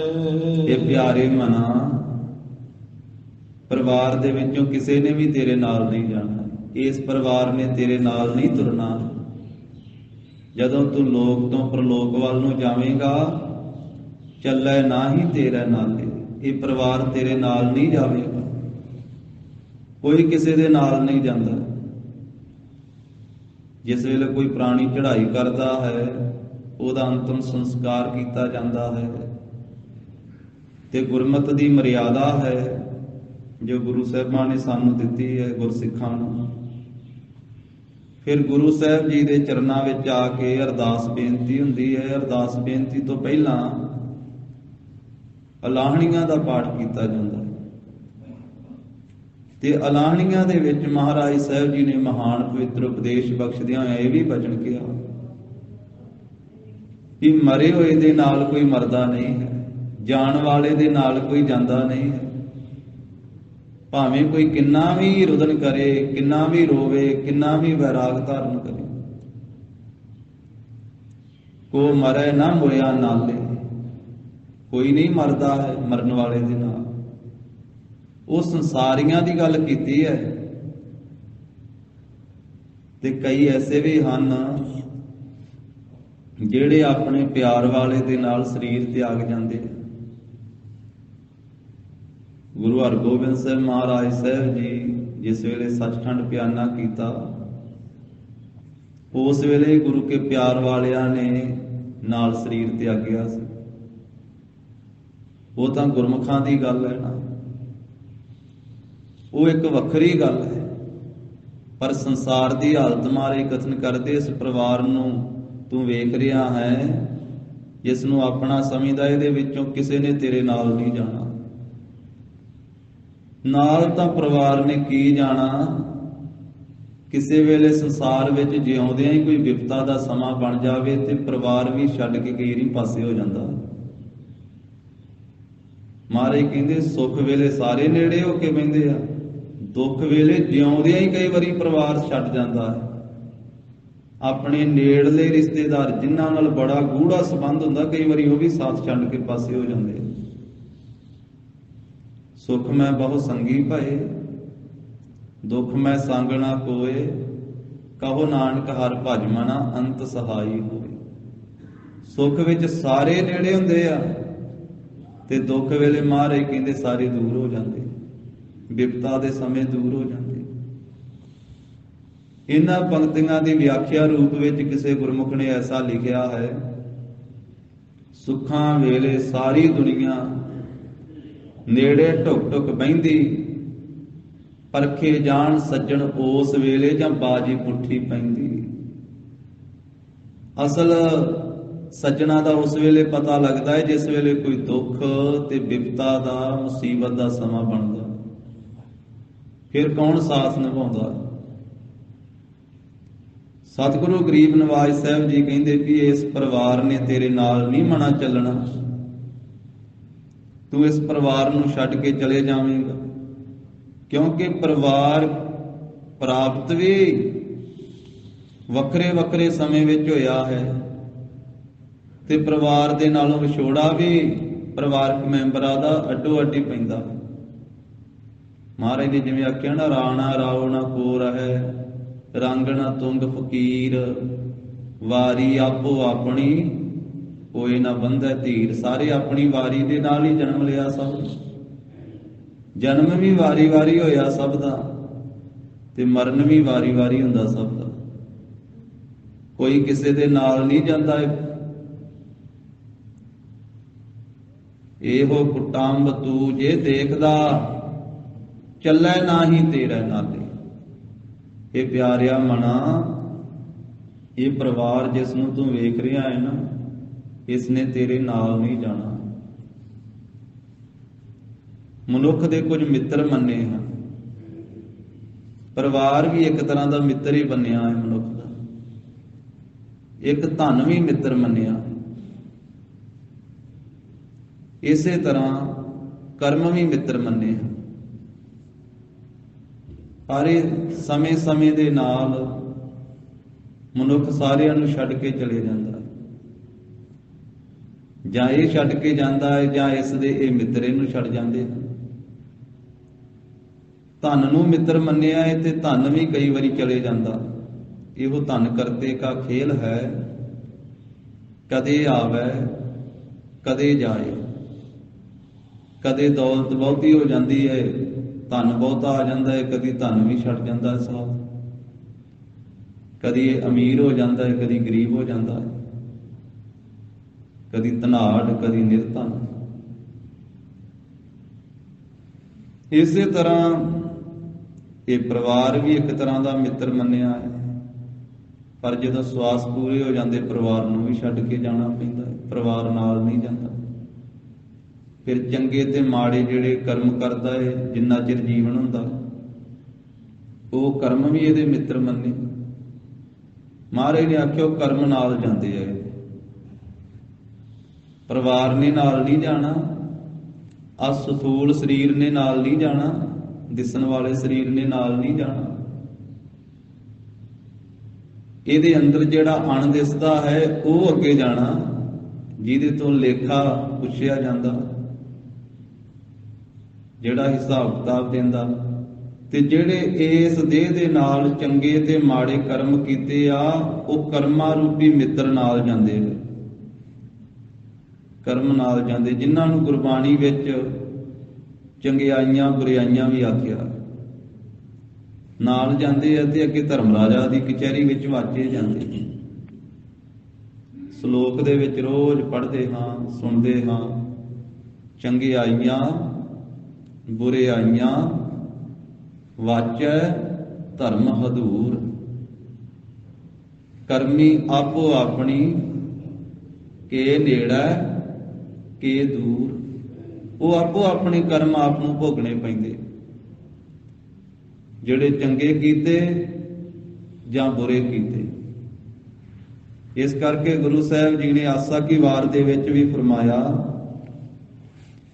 ਕਿ ਹੇ ਇਨਸਾਨ, ਤੂੰ ਸਰੀਰ ਇੱਥੇ ਛੱਡ ਜਾਵੇਂਗਾ, ਸਰੀਰ ਦੇ ਉੱਤੇ ਅਨੇਕ ਤਰ੍ਹਾਂ ਦੇ ਸੋਹਣੇ ਵਸਤਰ ਪਹਿਨਦਾ ਹੈ, ਉਹ ਕੱਪੜੇ ਇੱਥੇ ਛੱਡ ਜਾਵੇਂਗਾ, ਰੂਪ ਸੁਹਾਵਣਾ ਕੇ ਨਾਲ ਨਹੀਂ ਜਾਵੇਗਾ, ਪਰ ਮੰਦਾ ਚੰਗਾ ਆਪਣਾ ਤੈਨੂੰ ਨਾਲ ਲੈ ਕੇ ਜਾਣਾ ਪੈਣਾ। ਪੌੜੀ ਕੱਪੜ ਰੂਪ ਸੁਹਾਵਣਾ, ਛੱਡ ਦੁਨੀਆ ਅੰਦਰ ਜਾਵਣਾ, ਮੰਦਾ ਚੰਗਾ ਆਪਣਾ ਆਪੇ ਹੀ ਕੀਤਾ ਪਾਵਣਾ। ਜਿਹੋ ਜਿਹਾ ਤੂੰ ਕੀਤਾ ਹੈ ਨਾ ਕਰਮ, ਉਹਦਾ ਫਲ ਵੀ ਤੈਨੂੰ ਆਪ ਨੂੰ ਪਾਵਣਾ ਪੈਣਾ, ਆਪ ਨੂੰ ਭੋਗਣਾ ਪੈਣਾ। ਹੁਕਮ ਕੀਏ ਮਨ ਭਾਵਦੇ, ਰਾਹੇ ਭੀੜਾ ਅੱਗੇ ਜਾਵਣਾ, ਨੰਗਾ ਦੋਜਕ ਚਾਲਿਆ ਤਾਂ ਦਿਸੈ ਖਰਾ ਡਰਾਵਣਾ, ਕਰ ਔਗਣ ਪਛਤਾਵਣਾ। ਇਹ ਔਗਣ ਤੇਰੇ ਨਾਲ ਜਾਣਗੇ, ਇਹ ਤੇਰੇ ਵਾਸਤੇ ਜੰਜੀਰ ਬਣ ਜਾਣਗੇ। ਜਿੰਨੇ ਤੂੰ ਔਗਣ ਕੀਤੇ ਨਾ ਕਰਕੇ ਤੈਨੂੰ ਪਛਤਾਉਣਾ ਪਵੇਗਾ। ਫਰੀਦਾ ਚਾਰ ਗਵਾਇਆ ਹੰਡ ਗਏ, ਚਾਰ ਗਵਾਇਆ ਸਮ, ਲੇਖਾ ਰੱਬ ਮੰਗੇਸੀਆ, ਤੂੰ ਆਹੋ ਕਿਹੜੇ ਕੰਮ। ਰੱਬ ਨੇ ਲੇਖਾ ਮੰਗਣਾ ਵੀ ਬੰਦਿਆ ਤੂੰ ਆਇਆ ਕਿਹੜੇ ਕੰਮ ਵਾਸਤੇ ਸੀ ਤੇ ਕਰਦਾ ਕਿਹੜਾ ਕੰਮ ਰਿਹਾ। ਤੈਨੂੰ ਭੇਜਿਆ ਸੀ ਬੰਦਗੀ ਕਰਨ ਵਾਸਤੇ, ਬੰਦਾ ਹੋਏ ਬੰਦਗੀ ਗਾਏ। ਤੈਨੂੰ ਇਨਸਾਨ ਬਣਾ ਕੇ ਭੇਜਿਆ ਸੀ ਕਿ ਭਗਵਾਨ ਦੀ ਪ੍ਰਭੂ ਦੀ ਬੰਦਗੀ ਕਰ ਤੇ ਭਗਵਾਨ ਨਾਲ ਮਿਲ। ਭਈ ਪ੍ਰਾਪਤ ਮਾਨੁਖ ਦੇ ਹੁਰੀਆ, ਗੋਬਿੰਦ ਮਿਲਣ ਕੀ ਇਹ ਤੇਰੀ ਬਰੀਆ। ਅਵਰ ਕਾਜ ਤੇਰੇ ਕਿਤੈ ਨਾ ਕਾਮ, ਮਿਲ ਸਾਧ ਸੰਗਤ ਭਾਜ ਕੇਵਲ ਨਾਮ। ਤੈਨੂੰ ਤਾਂ ਇਹ ਕੰਮ ਕਰਨ ਵਾਸਤੇ ਭੇਜਿਆ ਸੀ। ਰੱਬ ਨੇ ਵਹੀ ਕੱਢ ਕੇ ਲੇਖਾ ਮੰਗਣਾ। ਲੇਖਾ ਰੱਬ ਮੰਗੇਸੀਆ, ਬੈਠਾ ਕੱਢ ਵਹੀ, ਤਲਪਾ ਪੌਸਣ ਆਕੀਆ, ਬਾਕੀ ਜਿਨਾ ਰਹੀ। ਅਜਰਾਈਲ ਫਰੇਸਤਾ ਹੋਸੀ ਆਏ ਤਈ। ਇਸ ਕਰਕੇ ਗਰੀਬ ਨਵਾਜ ਸਾਹਿਬ ਜੀ ਕਹਿੰਦੇ ਇਸ ਮਨ ਨੂੰ ਸਮਝਾਈਏ ਕਿ ਪਿਆਰੇ ਮਨਾ, ਪ੍ਰਭੂ ਨੂੰ ਸਿਮਰਿਆ ਕਰ, ਵਾਹਿਗੁਰੂ ਜੀ ਨੂੰ ਚੇਤੇ ਕਰਿਆ ਕਰ। ਜਿਸ ਕੁਟੰਬ ਦੇ ਵਿੱਚ, ਪਰਿਵਾਰ ਦੇ ਮੋਹ ਮਮਤਾ ਵਿੱਚ ਤੂੰ ਫਸਿਆ ਹੋਇਆ, ਇਸ ਪਰਿਵਾਰ ਨੇ ਤੇਰੇ ਨਾਲ ਨਹੀਂ ਜਾਣਾ। ਜਿਸ ਪਰਿਵਾਰ ਵਾਸਤੇ ਤੂੰ ਚੋਰੀਆਂ ਜਾਰੀਆਂ ਠੱਗੀਆਂ ਬੇਈਮਾਨੀਆਂ ਕਰਦਾ ਹੈ, ਧੋਖੇਬਾਜ਼ੀਆਂ ਕਰਦਾ ਹੈ, ਛਲ ਕਪਟ ਕਰਦਾ ਹੈ, ਇਹਨਾਂ ਪਾਪਾਂ ਦਾ ਤੈਨੂੰ ਹਿਸਾਬ ਕਿਤਾਬ ਦੇਣਾ ਪੈਣਾ। ਭਗਤ ਕਬੀਰ ਸਾਹਿਬ ਜੀ ਦਾ ਬਚਨ ਆਉਂਦਾ ਸੋਰਠ ਰਾਗ ਦੀ ਭਗਤ ਬਾਣੀ ਅੰਦਰ, ਕਹਿੰਦੇ ਵੀ ਇਨਸਾਨ ਬਹੁਤ ਛਲ ਕਰਕੇ ਕਪਟ ਕਰਕੇ ਆਪਣੇ ਪਰਿਵਾਰ ਦੇ ਵਾਸਤੇ ਇਹ ਲੈ ਕੇ ਆਉਂਦਾ ਹੈ ਪਦਾਰਥ, ਬਹੁ ਪ੍ਰਪੰਚ ਕਰ ਪਰ ਧਨ ਲਿਆਵੇ। ਪਰਾਇਆ ਧਨ ਲੈ ਕੇ ਆਉਂਦਾ, ਪ੍ਰਪੰਚ ਕਰਕੇ, ਛਲ ਕਰਕੇ ਲੈ ਕੇ ਆਉਂਦਾ ਆਪਣੇ ਪਰਿਵਾਰ ਵਾਸਤੇ ਵੀ ਇਹ ਮੇਰਾ ਪਰਿਵਾਰ ਹੈ। ਬਹੁ ਪ੍ਰਪੰਚ ਕਰ ਪਰ ਧਨ ਲਿਆਵੇ। ਇੱਕ ਪਾਸਿਓਂ ਖੋਹ ਕੇ ਲਿਆਉਂਦਾ ਬੇਈਮਾਨੀ ਦੇ, ਇੱਕ ਪਾਸੇ ਆਪਣੇ ਪਰਿਵਾਰ ਨੂੰ ਲਿਆ ਕੇ ਉੱਥੇ ਦੇ ਦਿੰਦਾ ਸਾਰਾ ਕੁਝ। ਬਹੁ ਪ੍ਰਪੰਚ ਕਰ ਪਰ ਧਨ ਲਿਆਵੇ, ਸੁਤ ਦਾਰਾ ਪਹਿ ਆਨ ਲੁਟਾਵੇ। ਮਨ ਮੇਰੇ ਭੂਲੇ ਕਪਟ ਨਾ ਕੀਜੈ, ਅੰਤ ਨਿਬੇਰਾ ਤੇਰੇ ਜੀ ਪਹਿ ਲੀਜੈ। ਮੇਰੇ ਮਨਾ ਭੁੱਲ ਕੇ ਵੀ ਕਪਟ ਨਾ ਕਰਿਆ ਕਰ, ਕਿਉਂਕਿ ਅੰਤ ਵੇਲੇ ਜਦੋਂ ਨਿਬੇੜਾ ਹੋਣਾ ਉਦੋਂ ਤੇਰੀ ਜਿੰਦ ਤੋਂ ਲਿਆ ਜਾਣਾ, ਪਰਿਵਾਰ ਤੋਂ ਨਹੀਂ ਪੁੱਛਣਾ। ਕਿਉਂਕਿ ਠੱਗੀਆਂ ਤੂੰ ਮਾਰੀਆਂ, ਬੇਈਮਾਨੀਆਂ ਤੂੰ ਮਾਰੀਆਂ ਤੇ ਤੇਰੀ ਜਿੰਦ ਤੋਂ ਪੁੱਛਿਆ ਜਾਣਾ। ਪਾਪ ਕਮਾਵਦਿਆ ਤੇਰਾ ਕੋਈ ਨਾ ਬੇਲੀ ਰਾਮ। ਕਿਸੇ ਨੇ ਤੇਰਾ ਬੇਲੀ ਨਹੀਂ ਉਸ ਵੇਲੇ ਬਣਨਾ। ਪਦਾਰਥ ਨੂੰ ਵੰਡਾਉਣ ਵਾਸਤੇ ਬੇਲੀ ਸਾਰੇ ਬਣ ਜਾਣਗੇ, ਰੁਪਈਆਂ ਨੂੰ ਵੰਡਾਉਣ ਵਾਸਤੇ ਬੇਲੀ ਸਾਰੇ ਬਣ ਜਾਣਗੇ, ਸੁੱਖ ਨੂੰ ਵੰਡਾਉਣ ਵਾਸਤੇ ਬੇਲੀ ਸਾਰੇ ਬਣ ਜਾਣਗੇ। ਪਰ ਜਿਸ ਵੇਲੇ ਇਹਦਾ ਲੇਖਾ ਦੇਣਾ ਪਿਆ ਉਸ ਵੇਲੇ ਬੇਲੀ ਕਿਸੇ ਨੇ ਨਹੀਂ ਬਣਨਾ। ਤੇਰਾ ਕੋਈ ਨਾ ਬੇਲੀ ਰਾਮ, ਕੋਈ ਬੇਲੀ ਨਹੀਂ ਬਣੇਗਾ। ਤੇਰੇ ਨਾਲ ਨਹੀਂ ਚੱਲੇਗਾ ਇਹ ਪਰਿਵਾਰ, ਤੈਨੂੰ ਇਕੱਲੇ ਨੂੰ ਹੀ ਜਾਣਾ ਪਵੇਗਾ।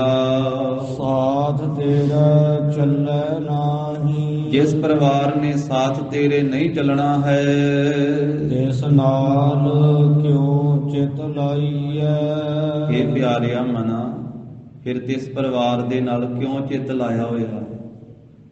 ਜਿਸ ਪਰਿਵਾਰ ਨੇ ਨਾਲ ਨਹੀਂ ਜਾਣਾ, ਜਿਸ ਸੰਸਾਰ ਨੇ ਨਾਲ ਨਹੀਂ ਜਾਣਾ, ਜਿਸ ਪਦਾਰਥ ਨੇ ਨਾਲ ਨਹੀਂ ਜਾਣਾ, ਉਸ ਸੰਸਾਰ ਦੇ ਪਦਾਰਥਾਂ ਦੇ ਨਾਲ, ਨਾਸਮਾਨ ਪਦਾਰਥਾਂ ਦੇ ਨਾਲ ਕਿਉਂ ਤੂੰ ਚਿੱਤ ਜੋੜਿਆ ਹੋਇਆ? ਚਿੱਤ ਉਸ ਨਾਲ ਜੋੜ ਜਿਹੜਾ ਤੇਰੇ ਨਾਲ ਜਾਵੇਗਾ। ਉਹ ਹੈ ਤੂੰ ਸਦਾ ਸੱਚ ਸੰਭਾਲੇ, ਉਹ ਪ੍ਰਭੂ ਤੇਰੇ ਨਾਲ ਜਾਵੇਗਾ। ਵਾਹਿਗੁਰੂ ਜੀ ਦਾ ਨਾਮ ਤੇਰੇ ਨਾਲ ਜਾਵੇਗਾ। ਨਾਮ ਸਿਮਰਿਆ ਕਰ। ਜਿੱਥੇ ਔਖਾ ਸਮਾਂ, ਔਖੀ ਘਾਟੀ, ਉਸ ਥਾਂ ਦੇ ਉੱਤੇ ਤੇਰੀ ਰੱਖਿਆ ਨਾਮ ਨੇ ਕਰਨੀ ਹੈ। ਸੁਖਮਨੀ ਸਾਹਿਬ ਦੀ ਦੂਜੀ ਅਸ਼ਟਪਦੀ ਵਿੱਚ ਮਹਾਰਾਜ ਨੇ ਬੜਾ ਖੁਲਾਸਾ ਕੀਤਾ, ਪੰਚਮ ਪਾਤਸ਼ਾਹ ਨੇ। ਜਹ ਮਾਤ ਪਿਤਾ ਸੁਤ ਮੀਤ ਨਾ ਭਾਈ, ਮਾਨੂਹਾ ਨਾਮ ਤੇਰਾ ਸੰਗ ਸਹਾਈ। ਜਹ ਮਹਾ ਭਿਆਨ ਦੂਤ ਜਮ ਦਲੈ, ਤਹ ਕੇਵਲ ਨਾਮ ਸੰਗ ਤੇਰਾ ਚੱਲੈ। ਜਹ ਮੁਸ਼ਕਲ ਹੋਵੈ ਅਤ ਭਾਰੀ, ਹਰ ਕੋ ਨਾਮ ਖਿਨ ਮਾਹਿ ਉਧਾਰੀ। ਅਨਕ ਪੁਨਹ ਚਰਨ ਕਰਤ ਨਹੀਂ ਤਰੈ, ਹਰ ਕੋ ਨਾਮ ਕੋਟ ਪਾਪ ਪਰ ਹਰੈ। ਗੁਰਮੁਖ ਨਾਮ ਜਪੋ ਮਨ ਮੇਰੇ, ਨਾਨਕ ਪਾਵਹੁ ਸੂਖ ਕਨੇਰੇ। ਨਾਮ ਨਾਲ ਜੁੜ ਕਰਕੇ ਲੋਕ ਸੁਖੀ ਤੇ ਪਰਲੋਕ ਸੁਹੇਲਾ ਹੋਵੇਗਾ। ਇਹ ਮਨਾ, ਜਿਸ ਪਰਿਵਾਰ ਨੇ ਤੇਰੇ ਨਾਲ ਨਹੀਂ ਜਾਣਾ ਹੈ, ਇਸ ਨਾਲ ਤੂੰ ਕਿਉਂ ਚਿੱਤ ਲਾਇਆ ਹੋਇਆ ਹੈ? ਐਸਾ ਕੰਮ ਮੂਲੇ ਨਾ ਕੀਚੈ, ਤੇ ਇਹੋ ਜਿਹਾ ਕੰਮ ਮੂਲੇ ਤੋਂ ਭਾਵ ਹੈ ਕਦੇ ਵੀ ਨਾ ਕਰ, ਉੱਕਾ ਹੀ ਨਾ ਕਰ, ਮੁੱਢ ਤੋਂ ਹੀ ਨਾ ਕਰ। ਐਸਾ ਜਿਹੜਾ ਕੋਈ ਕੰਮ ਹੈ ਉਹ ਮੁੱਢ ਤੋਂ ਕਦਾਚਿਤ ਉੱਕਾ ਹੀ ਨਾ ਕਰਨਾ ਕਰ। ਜਿਤ ਅੰਤ ਪਛੋਤਾਈਐ, ਜਿਸ ਕਰਕੇ, ਜਿਸ ਕੰਮ ਦੇ ਕਰਨ ਕਰਕੇ ਅੰਤ ਵੇਲੇ ਤੈਨੂੰ ਪਛਤਾਉਣਾ ਪਵੇ, ਫਿਰ ਤੈਨੂੰ ਪਛਤਾਤਾਪ ਕਰਨਾ ਪਵੇ, ਉਹ ਕੰਮ ਨਾ ਕਰ। ਚੰਗਾ ਕੰਮ ਕਰ, ਚੰਗੇ ਕਰਮ ਕਰ, ਚੰਗੇ ਕੰਮ ਕਰ, ਮੰਦੇ ਕੰਮ ਨਾ ਕਰ। ਝੂਠ, ਨਿੰਦਿਆ, ਚੁਗਲੀ, ਈਰਖਾ, ਬਖੀਲੀ, ਚੋਰੀ, ਜਾਰੀ, ਠੱਗੀ, ਬੇਈਮਾਨੀ, ਨਸ਼ੇ, ਵਿਸ਼ੇ, ਐਸੇ ਜਿਹੜੇ ਮਾੜੇ ਕੰਮ ਹਨ ਉਹ ਨਾ ਕਰ। ਚੰਗੇ ਕੰਮ ਕਰ, ਨੇਕੀ ਵਾਲੇ, ਪਰਉਪਕਾਰ ਵਾਲੇ। ਤੇ ਸਭ ਤੋਂ ਚੰਗਾ ਕੰਮ ਪਤਾ ਕਿਹੜਾ ਆਖਿਆ ਗੁਰੂ ਗ੍ਰੰਥ ਸਾਹਿਬ ਮਹਾਰਾਜ? ਉਹ ਆਖਿਆ ਸਤ ਸੰਗਤ ਕਰਨੀ।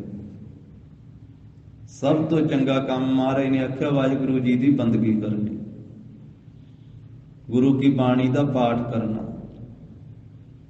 ਗੁਰੂ ਕੀ ਬਾਣੀ ਦਾ ਪਾਠ ਸਰਵਣ ਕਰਨਾ, ਗੁਰੂ ਕੀ ਬਾਣੀ ਦਾ ਕੀਰਤਨ ਸਰਵਣ ਕਰਨਾ, ਗੁਰੂ ਕੀ ਬਾਣੀ ਦਾ ਉਪਦੇਸ਼ ਸਰਵਣ ਕਰਨਾ। ਸਰਵਣ ਕਰਨਾ, ਫਿਰ ਮੰਨਣਾ, ਫਿਰ ਕਮਾਉਣਾ, ਇਹ ਚੰਗਾ ਕੰਮ ਹੈ। ਹਰ ਕੀਰਤ ਸਾਧ ਸੰਗਤ ਹੈ, ਸਿਰ ਕਰਮਨ ਕੈ ਕਰਮਾ, ਕਹੋ ਨਾਨਕ ਤਿਸ ਭਇਓ ਪ੍ਰਾਪਤ, ਜਿਸ ਪੁਰਬ ਲਿਖੇ ਕਾ ਲਹਿਣਾ। ਜਿੱਥੇ ਵਾਹਿਗੁਰੂ ਦੀ ਕੀਰਤੀ ਹੁੰਦੀ ਹੈ ਸਤ ਸੰਗਤ ਦੇ ਵਿੱਚ, ਇਹ ਸਤ ਸੰਗਤ ਸ਼੍ਰੋਮਣੀ ਕਰਮ ਹੈ, ਸਾਰੇ ਕਰਮਾਂ ਨਾਲੋਂ ਵੱਡਾ ਕਰਮ। ਇਹਦੇ ਨਾਲੋਂ ਚੰਗਾ ਕੰਮ ਹੀ ਕੋਈ ਨਹੀਂ ਦੁਨੀਆ ਤੇ। ਤਾਂ ਗਰੀਬ ਨਵਾਜ ਸਾਹਿਬ ਜੀ ਕਹਿੰਦੇ ਵੀ ਐਸਾ ਕਰਮ ਕਰ ਤੇ ਜਿਹੜੇ ਮਾੜੇ ਕੰਮ ਹਨ ਉਹ ਕਦਾਚਿਤ ਨਾ ਕਰ। ਪਰ ਇਹ ਜੀਵ ਦਾ ਸੁਭਾਅ ਹੈ, ਬੁਰੇ ਕੰਮ ਵਾਸਤੇ ਭੱਜਦਾ ਹੈ, ਦੌੜਦਾ ਹੈ, ਛੇਤੀ ਉੱਠ ਖਲੋਂਦਾ। ਬੁਰੇ ਕਾਮ ਕੋ ਉਠ ਖਲੋਇਆ, ਨਾਮ ਕੀ ਬੇਲ ਆਪੈ ਪੈ ਸੋਇਆ। ਭਗਤ ਕਬੀਰ ਸਾਹਿਬ ਜੀ ਨੇ ਆਖਿਆ ਵੀ ਚੰਗਾ ਕੰਮ ਕਰਨ ਲੱਗਿਆ ਦੇਰੀ ਨਾ ਕਰ। ਜੇ ਤੂੰ ਕਹਿਣਾ ਨਾ ਕੱਲ ਨੂੰ ਕਰਾਂਗੇ, ਕਹਿੰਦੇ ਨਹੀਂ ਅੱਜ ਹੀ ਕਰ। ਜੇ ਕਹਿਣਾ ਅੱਜ ਤੇ ਕਹਿੰਦੇ ਨਹੀਂ ਹੁਣੇ ਹੀ ਕਰ। ਕਬੀਰ ਕਾਲ ਕਰੰਤਾ ਅਬਹਿ ਕਰ, ਅਬ ਕਰਤਾ ਸੋਇ ਤਾਲ। ਪਾਸ਼ਾ ਕਛੂ ਨਾ ਹੋਏਗਾ, ਜੋ ਸਿਰ ਪਰ ਆਵੇ ਕਾਲ। ਐਸਾ ਸ੍ਰੇਸ਼ਟ ਕੰਮ ਤਾਂ ਕਰ, ਪਰ ਐਸਾ ਕੰਮ ਮੂਲੇ ਨਾ ਕੀਚੈ। ਐਸਾ ਮਾੜਾ ਕੰਮ ਕਦਾਚਿਤ ਨਾ ਕਰ, ਜਿਸ ਕੰਮ ਦੇ ਕਰਨ ਦੇ ਨਾਲ ਤੈਨੂੰ ਅੰਤ ਵੇਲੇ ਪਛਤਾਉਣਾ ਪਵੇ, ਅੰਤ ਵੇਲੇ ਜਮਦੂਤਾਂ ਦੇ ਵੱਸ ਪੈਣਾ ਪਵੇ, ਅੰਤ ਵੇਲੇ ਧਰਮ ਰਾਜਾ ਦੀ ਕਚਹਿਰੀ ਵਿੱਚ ਤੈਨੂੰ ਪੇਸ਼ੀ ਦੇਣੀ ਪਵੇ, ਅੰਤ ਵੇਲੇ ਫਿਰ ਤੈਨੂੰ ਨਰਕਾਂ ਦਾ ਵਾਸੀ ਬਣਨਾ ਪਵੇ, 84 ਲੱਖ ਜੂਨਾਂ ਵਿੱਚ ਪੈਣਾ ਪਵੇ, ਆਵਾ ਗਾਉਣ ਵਿੱਚ ਪੈਣਾ ਪਵੇ, ਫਿਰ ਪਛਤਾਤਾਪ ਕਰੇਗਾ, ਪਛਤਾਵੇਂਗਾ। ਤਾਂ ਮਹਾਰਾਜ ਕਹਿੰਦੇ ਜਿੰਨਾ ਕੰਮਾਂ ਕਰਕੇ ਤੈਨੂੰ ਪਛਤਾਉਣਾ ਪਵੇ, ਇਹੋ ਜਿਹਾ ਕੰਮ ਕਦੇ ਵੀ ਨਾ ਕਰ। ਸਤਿਗੁਰੂ ਕਾ ਉਪਦੇਸ਼ ਸੁਣ ਤੂੰ। ਫਿਰ ਕਿਹੜਾ ਕੰਮ ਤੈਨੂੰ ਕਰਨਾ ਚਾਹੀਦਾ ਹੈ? ਮਹਾਰਾਜ ਕਹਿੰਦੇ ਸਤਿਗੁਰੂ ਜੀ ਦਾ ਉਪਦੇਸ਼ ਸੁਣ ਤੂੰ। ਇਹ ਪਿਆਰਿਆ ਮਨਾ, ਤੂੰ ਸਤਿਗੁਰੂ ਜੀ ਦਾ ਉਪਦੇਸ਼ ਸੁਣਿਆ ਕਰ। ਕਿਉਂਕਿ ਜਦੋਂ ਤੂੰ ਸਤਿਗੁਰੂ ਜੀ ਦਾ ਉਪਦੇਸ਼ ਸੁਣੇਗਾ, ਫੇਰ ਹੀ ਤੈਨੂੰ ਪਤਾ ਲੱਗੇਗਾ ਕਿ ਕਿਹੜਾ ਕੰਮ ਕਰਨਾ ਚਾਹੀਦਾ ਹੈ ਤੇ ਕਿਹੜਾ ਨਹੀਂ ਕਰਨਾ ਚਾਹੀਦਾ। ਇੱਕ ਇੱਕ ਪੰਕਤੀ ਦੇ ਅੰਦਰ, ਇੱਕ ਇੱਕ ਸ਼ਬਦ ਦੇ ਅੰਦਰ, ਇੱਕ ਇੱਕ ਬਾਣੀ ਦੇ ਅੰਦਰ ਸਤਿਗੁਰੂ ਜੀ ਨੇ ਕਿੰਨਾ ਉਪਦੇਸ਼ ਦਿੱਤਾ ਹੈ। ਧੰਨ ਗੁਰੂ ਗ੍ਰੰਥ ਸਾਹਿਬ ਮਹਾਰਾਜ ਜੀ ਨੇ ਕਿੰਨਾ ਵੱਡਾ ਉਪਦੇਸ਼ ਬਖਸ਼ਿਆ। ਔਰ ਕਲਗੀਧਰ ਪਾਤਸ਼ਾਹ ਜੀ ਨੇ, ਧੰਨ ਗੁਰੂ ਗੋਬਿੰਦ ਸਿੰਘ ਮਹਾਰਾਜ ਜੀ ਨੇ ਆਪਣੀ ਬਾਣੀ ਵਿੱਚ ਕਿੰਨਾ ਵੱਡਾ ਉਪਦੇਸ਼ ਬਖਸ਼ਿਆ। ਜੋ ਸਤਿਗੁਰੂ ਜੀ ਦਾ ਦਿੱਤਾ ਹੋਇਆ ਉਪਦੇਸ਼ ਹੈ ਨਾ, ਉਸ ਉਪਦੇਸ਼ ਨੂੰ ਸੁਣਨਾ ਕਰ। ਸਾਰਾ ਉਪਦੇਸ਼ ਹੀ ਮਹਾਰਾਜ ਨੇ ਬਖਸ਼ਿਆ, ਸਾਰਾ ਗਿਆਨ ਹੀ ਬਖਸ਼ਿਸ਼ ਕੀਤਾ ਹੈ। ਕਿੱਡਾ ਵੱਡਾ ਖਜ਼ਾਨਾ ਹੈ, ਕਿੱਡਾ ਵੱਡਾ ਭੰਡਾਰਾ ਹੈ ਗੁਰੂ का ਉਪਦੇਸ਼। सतगुरु का उपदेश सुन तू, जो कल्याण करने वाला सतगुरु जी का उपदेश है। मना तू सुनना कर, होवे तेरे नाल। सतगुरु जी का उपदेश तेरे नाल होवेगा, लोक परलोक दे विच तेरा साथ निभावेगा सतगुरु जी का उपदेश। सतगुरु जी का वचन सुनिया होया, मन्निया होया, कमाया होया, ये फिर तेरे नाल होवेगा। लोक विच भी तेरे नाल होवेगा सतगुरु जी का उपदेश, नाम ते परलोक विच भी तेरे नाल होवेगा। सतगुरु जी तेरी राखी करनगे। इत्थै उत्थै रखवाला प्रभ सतगुर दीन दयाला। दीना गरीबां दुखियां ते दया करन वाले सतगुरु प्रभु जी लोक विच भी राखी करते हैं ते परलोक विच भी राखी करते हैं। गरीब नवाज साहब जी कहते सतगुरु जी का उपदेश तेरे नाल जावेगा, ते सतगुरु जी का उपदेश तेरे पल्ले होवेगा, ते फिर तेरे लागे जमदूत भी नहीं आउणगे, वकार भी नहीं आउणगे, ਤਿਥੈ ਤੂੰ ਸਮਰੱਥ, ਜਿਥੈ ਕੋਇ ਨਾਹੇ, ਉਥੈ ਤੇਰੀ ਰੱਖ, ਅਗਨੀ ਉਦਰ ਮਾਹੇ। ਸੁਣ ਕੈ ਜਮ ਕੇ ਦੂਤ, ਨਾਏ ਤੇਰਾ ਛੱਡ ਜਾਹੇ, ਭੌਜਲ ਬਿਕਮਸ ਗਾਹੋ, ਗੁਰ ਸਬਦੀ ਪਾਰ ਪਾਹੇ। ਜਿਨ ਕਉ ਲੱਗੀ ਪਿਆਸ, ਅੰਮ੍ਰਿਤ ਸੇ ਖਾਹੇ, ਕਲ ਮਹਿ ਇਹੋ ਪੁੰਨ, ਗੁਣ ਗੋਵਿੰਦ ਗਾਹੇ। ਸਤਿਗੁਰੂ ਜੀ ਨੇ ਆਪਣੇ ਉਪਦੇਸ਼ ਦੁਆਰਾ ਹੀ ਇਹ ਦੱਸਿਆ ਵੀ ਭਾਈ ਇਹ ਕਲਯੁਗ ਦਾ ਸਮਾਂ ਹੈ ਤੇ ਕਲਯੁਗ ਦੇ ਵਿੱਚ ਸਭ ਤੋਂ ਵੱਡਾ ਪੁੰਨ ਹੈ ਵਾਹਿਗੁਰੂ ਜੀ ਦੇ ਗੁਣ ਗਾਉਣੇ। ਅਬ ਕਲੂ ਆਇਓ ਰੇ, ਇੱਕ ਨਾਮ ਬੋਵਹੁ ਬੋਵਹੁ। ਹੁਣ ਕਲਯੁਗ ਦਾ ਸਮਾਂ ਆਇਆ ਹੈ ਭਾਈ, ਇੱਕ ਨਾਮ ਦਾ ਬੀਜ ਬੀਜੋ। ਮਹਾਰਾਜ ਕਿੱਥੇ ਬੀਜ ਗਏ? ਸਤਿਗੁਰੂ ਕਹਿੰਦੇ ਸਰੀਰ ਜਿਹੜਾ ਮਨੁੱਖਾ ਦੇਹ ਹੈ ਨਾ, ਇਹ ਤੁਹਾਨੂੰ ਜ਼ਮੀਨ ਮਿਲੀ ਹੋਈ ਹੈ, ਜ਼ਮੀਨ 'ਚ ਬੀਜੀ ਦਾ ਹੈ ਨਾ ਬੀਜ। ਸਤਿਗੁਰੂ ਕਹਿੰਦੇ ਮਾਨਸ ਦੇ ਜਿਹੜੀ ਇਸ ਖੇਤ ਮਿਲਿਆ ਹੋਇਆ, ਇਹ ਮਨੁੱਖਾ ਸਰੀਰ ਰੂਪੀ ਜ਼ਮੀਨ ਦੇ ਵਿੱਚ ਨਾਮ ਦਾ ਬੀਜ ਬੀਜਣਾ ਕਰੋ। ਖੇਤ ਸਰੀਰ ਜੋ ਬੀਜੀਐ ਸੋ ਅੰਤ ਖਲੋਆਏ। ਸਤਿਗੁਰੂ ਜੀ ਨੇ ਆਪਣੇ ਉਪਦੇਸ਼ ਦੁਆਰਾ ਹੀ ਦੱਸਿਆ ਵੀ ਇਹ ਸਰੀਰ ਇੱਕ ਖੇਤ ਹੈ, ਇਹਦੇ ਵਿੱਚ ਜੋ ਬੀਜੋਗੇ ਅੰਤ ਵੇਲੇ ਉਹ ਵੱਢਣਾ ਪੈਣਾ, ਉਹ ਅੱਗੇ ਆ ਜਾਣਾ, ਸਾਹਮਣੇ ਆ ਜਾਣਾ ਜੋ ਬੀਜਿਆ ਹੋਇਆ। ਤੇ ਸਤਿਗੁਰੂ ਕਹਿੰਦੇ ਨਾਮ ਦਾ ਬੀਜ ਬੀਜ, ਤੂੰ ਬੀਜੇਗਾ ਤੈਨੂੰ ਖਾਣ ਵਾਸਤੇ ਮਿਲੇਗਾ, ਨਾਮ ਬੀਜੇਗਾ ਤੇ ਨਾਮ ਪ੍ਰਾਪਤ ਹੋਵੇਗਾ, ਤੈਨੂੰ ਫਲ ਮਿਲੇਗਾ।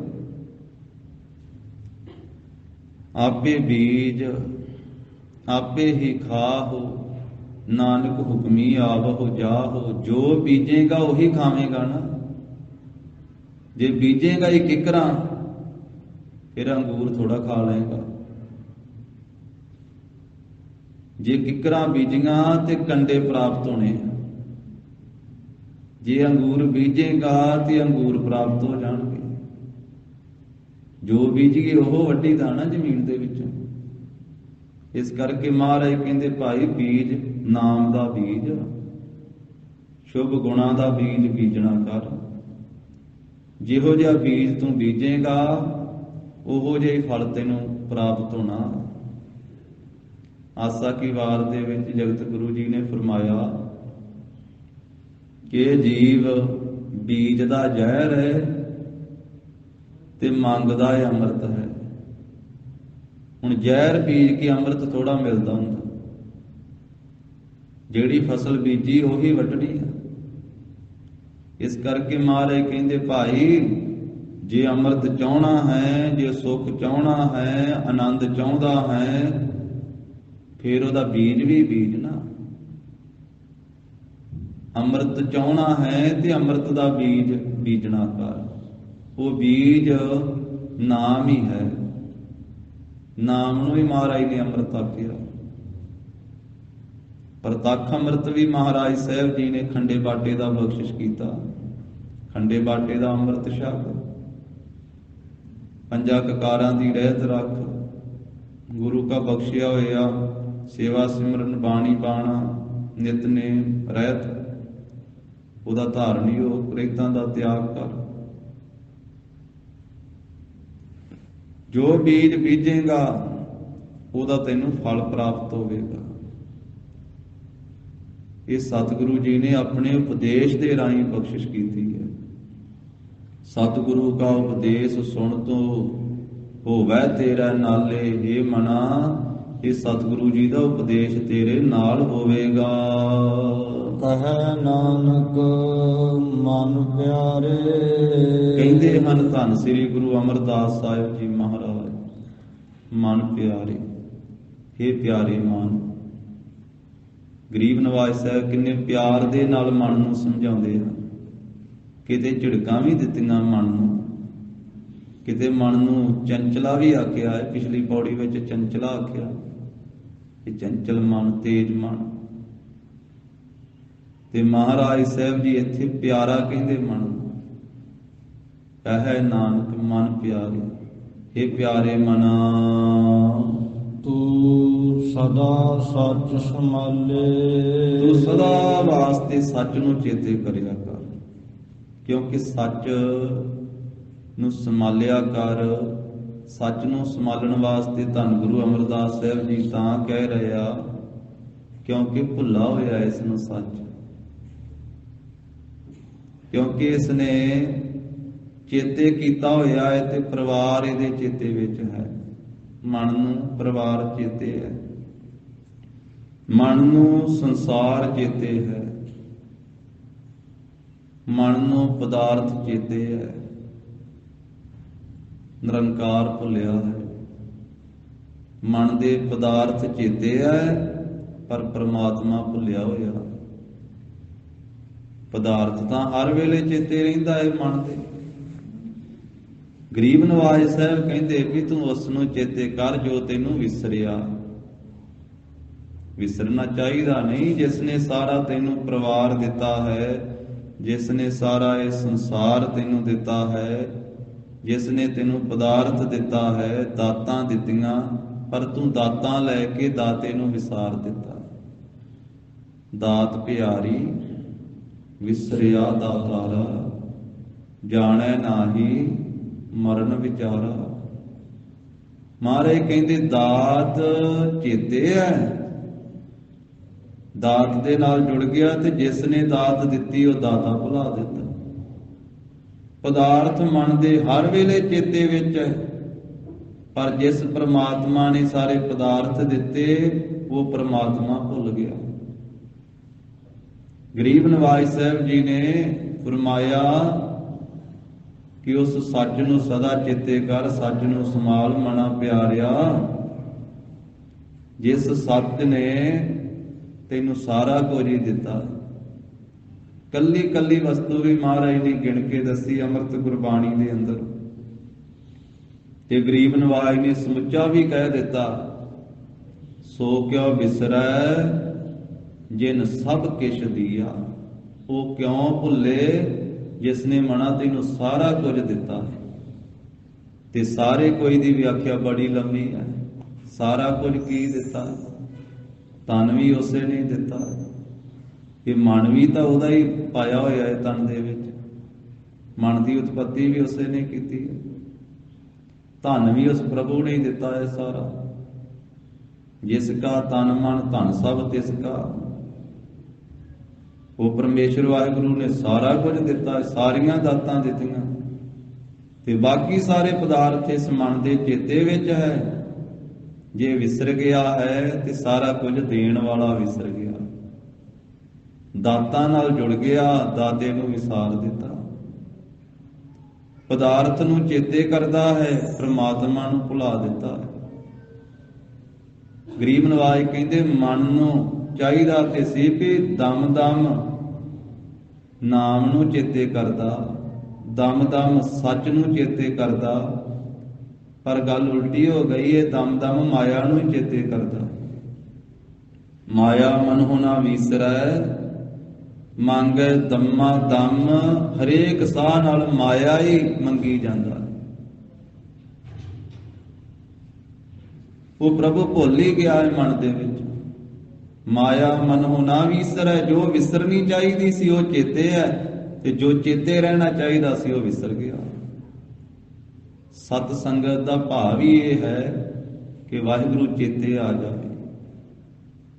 ਗੁਰੂ ਕੀ ਬਾਣੀ ਸੁਣ ਕੇ ਪ੍ਰਭੂ ਦੀ ਯਾਦ ਹਿਰਦੇ ਵਿੱਚ ਵਸ ਜਾਵੇ, ਕੀਰਤਨ ਸੁਣ ਕੇ ਵਸ ਜਾਵੇ, ਗੁਰੂ ਕੀ ਬਾਣੀ ਦੀ ਕਥਾ ਸੁਣ ਕੇ ਹਿਰਦੇ ਵਿੱਚ ਯਾਦ ਵਸ ਜਾਵੇ। ਜਿਹੜਾ ਭੁੱਲਿਆ ਹੋਇਆ ਹੈ ਪ੍ਰਭੂ ਉਹ ਚੇਤੇ ਆ ਜਾਵੇ। ਮਹਾਰਾਜ ਸਾਹਿਬ ਜੀ ਕਹਿੰਦੇ ਜੋ ਸਾਰਿਆਂ ਨੂੰ ਰਿਜ਼ਕ ਦੇਣ ਵਾਲਾ ਹੈ, ਸਾਰਿਆਂ ਨੂੰ ਸਭ ਕੁਝ ਦੇਣ ਵਾਲਾ ਹੈ, ਜਿਸ ਨੂੰ ਸਭ ਸਮੇਂ ਚੇਤੇ ਕਰਨਾ ਹੈ, ਸਦਾ ਚੇਤੇ ਕਰਨਾ ਹੈ, ਉਸ ਨੂੰ ਵਿਸਾਰਿਆ ਹੋਇਆ ਇਸ ਜੀਵ, ਇਸ ਮਨ ਨੇ। ਤੇ ਜਿਸ ਨੂੰ ਵਿਸਾਰਨਾ ਹੈ ਉਸ ਨੂੰ ਚੇਤੇ ਕਰੀ ਜਾਂਦਾ। ਮਾਇਆ ਮਨ ਹੋਣਾ ਵਿਸਰੈ, ਮੰਗੈ ਦਮਾ ਦਮ। ਸੋ ਪ੍ਰਭ ਚੇਤਨਾ ਆਵਈ, ਨਾਨਕ ਨਹੀਂ ਕਰਾਮ। ਇਹਦੇ ਐਸੇ ਕਰਮ ਹੀ ਨਹੀਂ ਹਨ, ਇਸ ਦੇ ਉੱਤੇ ਕਰਮ ਬਖਸ਼ਿਸ਼ ਹੀ ਨਹੀਂ ਹੈ ਕਿ ਵਾਹਿਗੁਰੂ ਨੂੰ ਚੇਤੇ ਕਰੇ, ਪ੍ਰਭੂ ਨੂੰ ਭੁਲਾਈ ਬੈਠਾ। ਪਰ ਸਤਿਗੁਰੂ ਸਮਝਾਉਂਦੇ ਆ ਕਿ ਪਿਆਰੇ ਮਨਾ, ਕਹੈ ਨਾਨਕ ਮਨ ਪਿਆਰੇ, ਤੂੰ ਸਦਾ ਸੱਚ ਸੰਭਾਲੇ। ਸਦਾ ਵਾਸਤੇ ਸੱਚ ਨੂੰ ਚੇਤੇ ਕਰਿਆ ਕਰ। ਸਭਨਾ ਜੀਆ ਕਾ ਇੱਕ ਦਾਤਾ, ਸੋ ਮੈਂ ਵਿਸਰ ਨਾ ਜਾਈ। ਉਹ ਮੈਨੂੰ ਵਿਸਰੇ ਨਾ, ਭੁੱਲੇ ਨਾ। ਜੋ ਇੱਕੋ ਹੀ ਦਾਤਾ ਹੈ, ਸਾਰਿਆਂ ਜੀਵਾਂ ਨੂੰ ਰੋਜੀ ਰੋਟੀ ਦੇਣ ਵਾਲਾ, ਸਭ ਕੁਝ ਦੇਣ ਵਾਲਾ, ਉਹ ਕਰਤਾਰ ਸਦਾ ਵਾਸਤੇ ਚੇਤੇ ਰਵੇ। ਸਦਾ ਵਾਸਤੇ ਉਸ ਨੂੰ ਹਿਰਦੇ ਵਿੱਚ ਯਾਦ ਕਰੀਏ। ਗਰੀਬ ਨਵਾਜ ਸਾਹਿਬ ਜੀ ਨੇ ਮਨ ਨੂੰ ਬੜੇ ਪਿਆਰੇ ਭਾਵ ਦੇ ਨਾਲ, ਮਨ ਨੂੰ ਪਿਆਰਾ ਕਹਿ ਕੇ ਗਰੀਬ ਨਵਾਜ ਨੇ ਸੱਚ ਨੂੰ ਚੇਤੇ ਕਰਨ ਦਾ ਉਪਦੇਸ਼ ਬਖਸ਼ਿਆ ਹੈ। ਜੋ ਸਦੀਵੀ ਹੈ, ਸਦਾ ਹੈ, ਸਲਾਮਤ ਹੈ, ਉਸ ਵਾਹਿਗੁਰੂ ਜੀ ਨੂੰ ਮਨਾ ਤੂੰ ਸਦਾ ਚੇਤੇ ਕਰ। ਸਦਾ ਉਸ ਵਾਹਿਗੁਰੂ ਜੀ ਦੇ ਨਾਲ ਜੁੜ, ਜਿਸ ਨੇ ਤੈਨੂੰ ਸਾਰਾ ਕੁਝ ਹੀ ਦਿੱਤਾ ਹੈ। ਜਿਹ ਪ੍ਰਸਾਦ ਸ਼ਕਤੀ ਹੀ ਅੰਮ੍ਰਿਤ ਖਾਹੇ, ਤਿਸ ਠਾਕੁਰ ਕਉ ਰਖ ਮਨ ਮਾਹੇ। ਜਿਸ ਦੀ ਕਿਰਪਾ ਨਾਲ ਤੂੰ 36 ਪ੍ਰਕਾਰ ਦੇ ਭੋਜਨ ਛਕਦਾ ਹੈ, ਉਹਨੂੰ ਸਦਾ ਆਪਣੇ ਮਨ ਵਿੱਚ ਵਸਾ। ਹਰ ਵੇਲੇ ਚੇਤੇ ਕਰ ਤੇ ਬੇਨਤੀ ਕਰ, ਤੂੰ ਦਾਤਾ ਦਾਤਾਰ ਤੇਰਾ ਦਿੱਤਾ ਖਾਵਣਾ। ਭਗਤ ਜਨਾ ਕੈ ਸੰਗ ਪਾਪ ਗਵਾਵਣਾ। ਰੈਣ ਦਿਰਸ ਪ੍ਰਭਾਤ ਤੂੰ ਹੈ ਹੀ ਗਾਵਣਾ। ਜੀ ਅਜੰਤ ਸਰਬੱਤ ਨਾਉ ਤੇਰਾ ਧਿਆਵਣਾ। ਤੂੰ ਦਾਤਾ ਦਾਤਾਰ ਤੇਰਾ ਦਿੱਤਾ ਖਾਵਣਾ। ਭਗਤ ਜਨਾ ਕੈ ਸੰਗ ਪਾਪ ਗਵਾਵਣਾ। ਜਨ ਨਾਨਕ ਸਦ ਬਲਿਹਾਰੈ, ਬਲ ਬਲ ਜਾਵਣਾ। ਸਤਿਗੁਰੂ ਜੀ ਦੀ 11ਵੀਂ ਪੌੜੀ ਦੀ ਵਿਚਾਰ ਸਾਂਝੀ ਕਰਦੇ ਹਾਂ। ਹੋਈਆਂ ਭੁੱਲਾਂ ਚੁੱਕਾਂ ਦੀ ਸਤਿਗੁਰੂ ਜੀ ਗੁਰ ਸੰਗਤ ਜੀ ਖਿਮਾ ਦੇਣੀ। ਦੇਹੋ ਸੱਜਣ ਅਸੀਸ ਅੜੀਆਂ, ਜਿਉ ਹੋਵੈ ਸਾਹਿਬ ਸਿਉ ਮੇਲ। ਸਤਿਗੁਰੂ ਕਾ ਉਪਦੇਸ਼ ਸੁਣ ਤੂੰ, ਹੋਵੈ ਤੇਰੇ ਨਾਲੇ। ਕਹੈ ਨਾਨਕ ਮਨ ਪਿਆਰੇ, ਤੂੰ ਸਦਾ ਸੱਚ ਸੰਭਾਲੇ।